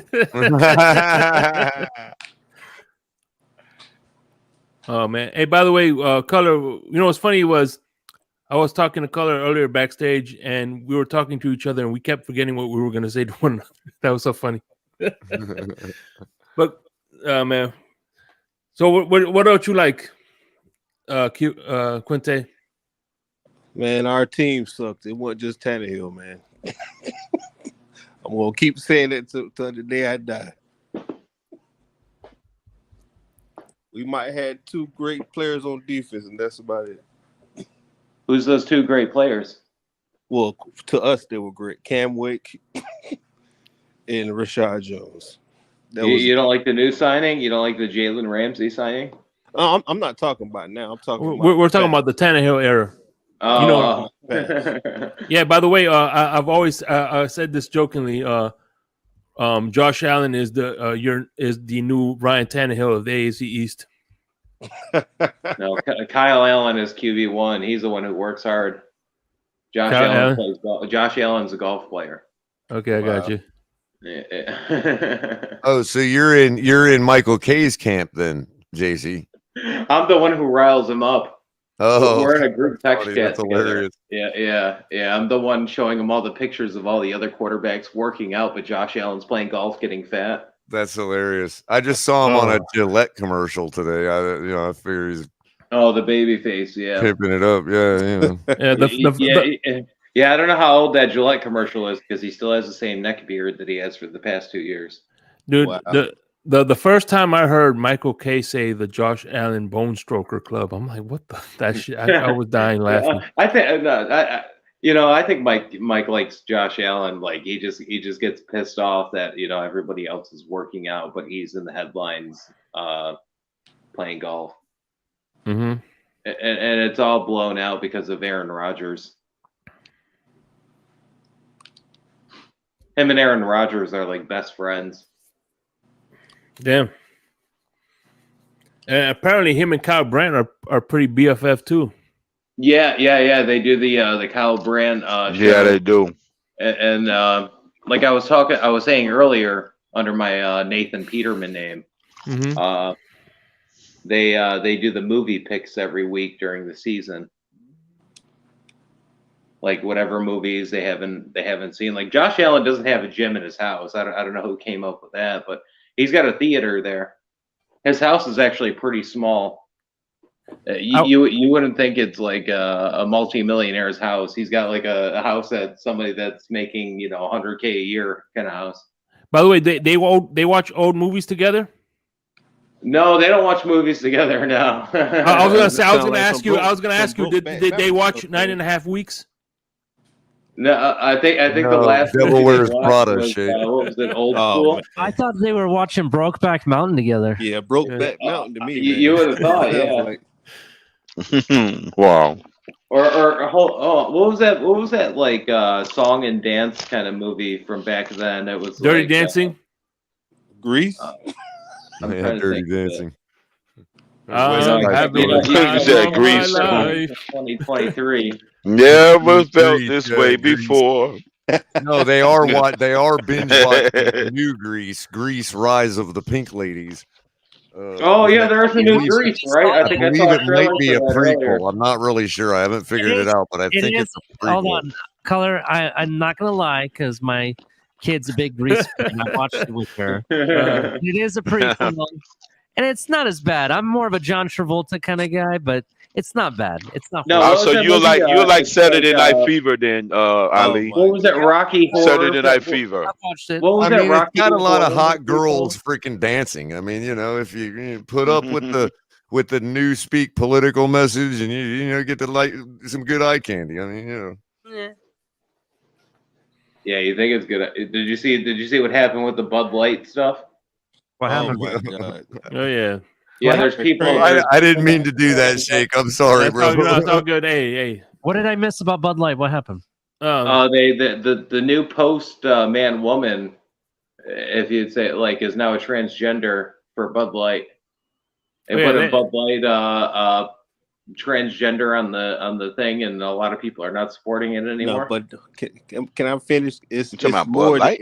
it's more than just that. It's sponsoring. It's Yeah, sponsoring. there was a Kotex. country singer that dropped out of Bud Light Yeah, because of it. Kid Rock dropped out. Kid Rock got pissed. and Kid started Rock. Was shooting. it Kid Rock? I think it was Kid Rock. But here's the thing. You gotta wait for Bud Light to make a tranny a spokesperson to realize that shitty beer. Right. Exactly, Shake. It shouldn't have took you 30 years, right? A lot of people in Buffalo hype up like Labatt, Labatt the Canadian beer. Labatt And I would rather have a Bud Light than a Labatt. Well, y'all realize that they're owned by a French company called InBev, right? Let me ask you a question. Have you ever had Labatt Maxim? I agree with you, the Legion of Patriots. Labatt Max? Yeah, Labatt Maximum. That's like $1 beer. That's dog shit. Dollar beer. Shit. Crap. When I lived there, it was a lot more expensive than dollar beer. I work in retail. I can tell you it's $1. He's like, yeah, it's like apple wine and Thunderbird. Shit's changed since I've had Labatt. I've had Labatt in years, but regardless. Yeah, Labatt Max. There's like Labatt Max Ice. There's like Labatt Max with like raspberry. It's like wait. No, that's not what I'm talking about. Hold on. Give me a second. I don't think they even make this anymore. What I'm talking about. Hold on. Come on, Tecate. Night Train. They still sell Night Train, JC. Hold on. Let me pull it. Do you remember? Do you guys remember Cisco's from the 90s? Yeah, Cisco was the first drink you ever drank when you was in high school. Liquid crack. Cisco. Yep, they'll get you messed up. Yeah. I might have like a Labatt Max Ice can over Quinte, here. you're from Miami, right, Quinte? It's not Labatt Max Ice. It's not Labatt Max Ice. That's not what I'm talking about. It's the same. I remember when I was in high school, I used to drink that in Carol Mart, behind Carol Mart when I was a jit growing up in high school. But I remember it was this corner store. It was always an older dude sitting outside smoking a Black and Mild. Boy, they Black and Mild is drinking a Steel Reserve. No, he wasn't. I'm gonna say this. I'm not trying to sound mean. I think that's a staple. We drunk Bull. We didn't drink Steel. Oh yeah, I drank Bull. We drank Bull. Bull and Old English. Yeah, Old English and Bull. Old English. Oh yeah, that's another one. So I still work at a store. I work at a 7-Eleven, and the only thing we sell like is Old English. We sell Steel Reserve and Natty Daddies. That is horrible. JC, so check this out. So I left Ohio, I want to say it was 2003. In 2001, I want to say, it was 2001, I believe, they had a Labatt, I don't know if it was limited or what, but it wasn't Maximum Ice. It was called Labatt Maximum. There was no ice to it. And it's probably discontinued. It's discontinued then. It was 12% alcohol, not 7.1% that you see now. They also had a Miller Fortune at the time because this is like when I was in high school, like in the mid 2000s. Yeah. We had Miller Fortunes. It was like 15% in a can. Yeah, interesting. Wow. I've been to the Labatt. Labatt has headquarters in Toronto. I've been there before. Bud Ice was watered down. Yeah, Natty Ice was another one. Natty Ice is horrible, bro. That's nasty ice. That's what we used to call it. Yeah, no, that's dog water. Yeah. I'd rather drink that than Steel Reserves. But you know what? That shit gets you fucked up. It gets you fucked up. You know what? I'd rather drink Yingling all day long than have a natural light or a Natty Ice. Hey man, if you go to a bar on Fort Lauderdale Beach, you're gonna see a lot of Yinglings. Mm-hmm. You're gonna see the preppy boys with the Carlton wear on, with their boat shoes. Carlton wear. Drinking Yingling. Did he just say Carlton wear? Yeah. They wear those clothes nowadays. Yeah, they do. Yeah, I'm gonna say they got the dad shoes on. They got the collars up. Yeah, because early I went to the beach to chill out for a second. You should see the guys with the little Daisy Dukes on, with the little flip flops and boat shoes. Yeah. They probably drive a Ferrari, but you know. That's hilarious. They walk around their Yingling bottoms. Are they wearing Dockers khakis? Probably. Are those Bugle Boy jeans? No. You know what they got now? They got Dockers khakis, but Well, they're not khakis at all. They're not. They got them in joggers now. Yeah. Oh yeah, the jogger khakis or Dockers. Yeah, don't you know so those those pants are like no 80s, longer man. jeans anymore. It's all joggers. Those were women's pants in the 80s. I tell people that all the time. My mom wore those pants in the 80s, and you guys are wearing them now. Yeah, the joggers. Yeah, you know that would. Think about Yeah. it. We was kids when your mom picked you up and take you to elementary school. Tight in ass the late pants, 80s. yeah. Your mom had joggers on. I'm just being honest. I graduated high school in 2002. 1990.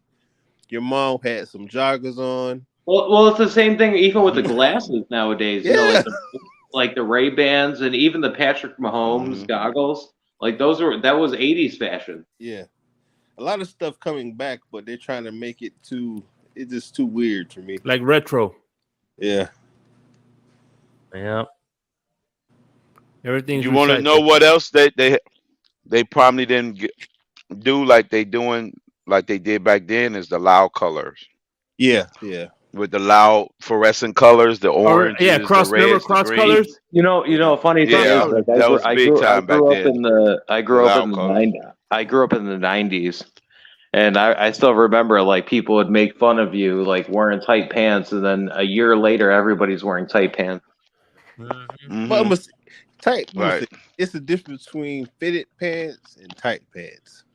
No, I'm talking about straight up. He's talking about rocker pants, like you talking about like skinny jeans and stuff like that? I'm talking about birth. Technical. If you go back to the 80s, if you want to, there is a difference between fitted pants and like a straight fit and all that shit. But no, I'm talking straight about fits, skinny. Because skinny I wear like straight leg jeans, you know, like proper fitting jeans. Yeah. Like I have a nut sack. I'm not trying to get on birth control. But yeah, no. That some of the shit I see nowadays, it's like how do you fit that? But I'm gonna say it's like what basically spandex for jeans. Yes. I'm gonna say this I'm 5'10", 5'11". I weigh 230 pounds. Yeah. I can't wear skinny jeans. Yeah. I see guys my size and bigger. Putting them on. You're right. Them on. You ain't lying. You're right. I've seen people size actually put them on. That's funny you say that. Like back then, like they didn't even have that for big sizes back then. Like you go to a house. Yeah, they didn't. You had to be special tailor made. You couldn't even get a job in some of those places that even sold that. You know, back then. Yep. If you can't fit the clothes, you can't work there.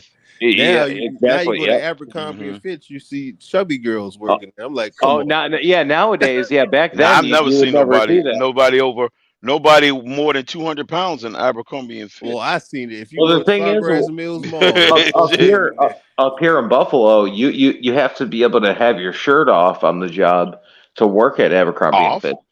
You have to have it off. That's how it was in Ohio too. Because you have to model. You have to model outside of the store to have people come in. So you have to have your shirt off and have your waistline showing. Yeah, no, you can't be big doing that shit. Yeah. Just like I remember when we was in high school, you got to be cool to work at Foot Locker, Foot Action, Champs. To work at to work. You got to have that shoe game. Hey guys, I'm gonna sign off for the night. Y'all have a good one. I might as well get some final thoughts going. All right. Well, here's my final thought, Tam. I'm just gonna do it real quick, bro. Everybody, make sure you hit the like button. Thank you very much. Happy Easter. Eat a lot of candy. Happy Easter, everybody. I do want to say one thing to you, Jackson Smith of Jigba. He will be the next great wide receiver, and so will Marvin Harrison Jr. Marvin Harrison Jr. will be the next. In my opinion, he'll be the next big thing, bro. He'll be the next Marvin Harrison. Right. He'd be like his father, right? If there was a way the Dolphins could draft him and be like, "Bye, Waddle," I'd be the happiest man in the world right now. I wouldn't do that, but Shout out to everybody get still rid- hanging in chat. 60 of you still watching. Appreciate y'all. Raphael, yeah. appreciate it. Later to you too. Peace out. I'm gonna Everybody hits the I'm like gonna give a button. final hot take. By Cinco de Mayo, Lamar Jackson will be a Dolphin. There you have it. Oh man. Yeah. Wow. I'm kind of with crypto. Well, now they're saying he's going to be traded by the second day of the draft. Crypto laying it Actually, on the that line. makes complete sense. There Because, we go. the second day of the draft, that means it's the second round. Nobody has to give up their 2023 first round pick. So That's the There thing. you No, go. it's the same thing. It's That's the same it. thing with the Jets and Aaron Rodgers. Nobody wants to give up their first round pick. And my hot take is tomorrow at 2:00 in Florida. The weather. it will be. What's the weather been looking like over there? It rained today, first time in a while. It's been raining here. It's been cold as fuck up here in Buffalo. We've had no snow, which is completely surprising. Anyway, I'm out, guys. I gotta go for real. Yeah, man. Later, Ali. Let's see what the what the fuck forecast says for tonight. Right. All right, Ali. Well, Ali. It says, "Screw me, stupid. It's raining." 74 degrees. Right. There you go. In West Palm Beach. That's a Man. stupid one. Let's Oh, gotta refresh be and nice. see what it says. It's 49 degrees here where I'm at. Speaking of Yeah, hot so it dogs, says current conditions in South Florida, according to the What the Fuck forecast, rainy and dreary, just like my pathetic friggin' life. Wow. There you go. That's a great app, man. It's called WTF Forecast. It like gives you these funny sayings for the forecast. yeah, I heard that was funny. I seen some of them. Right. So anyway, y'all out there, be safe, and y'all have a good night. Happy Easter.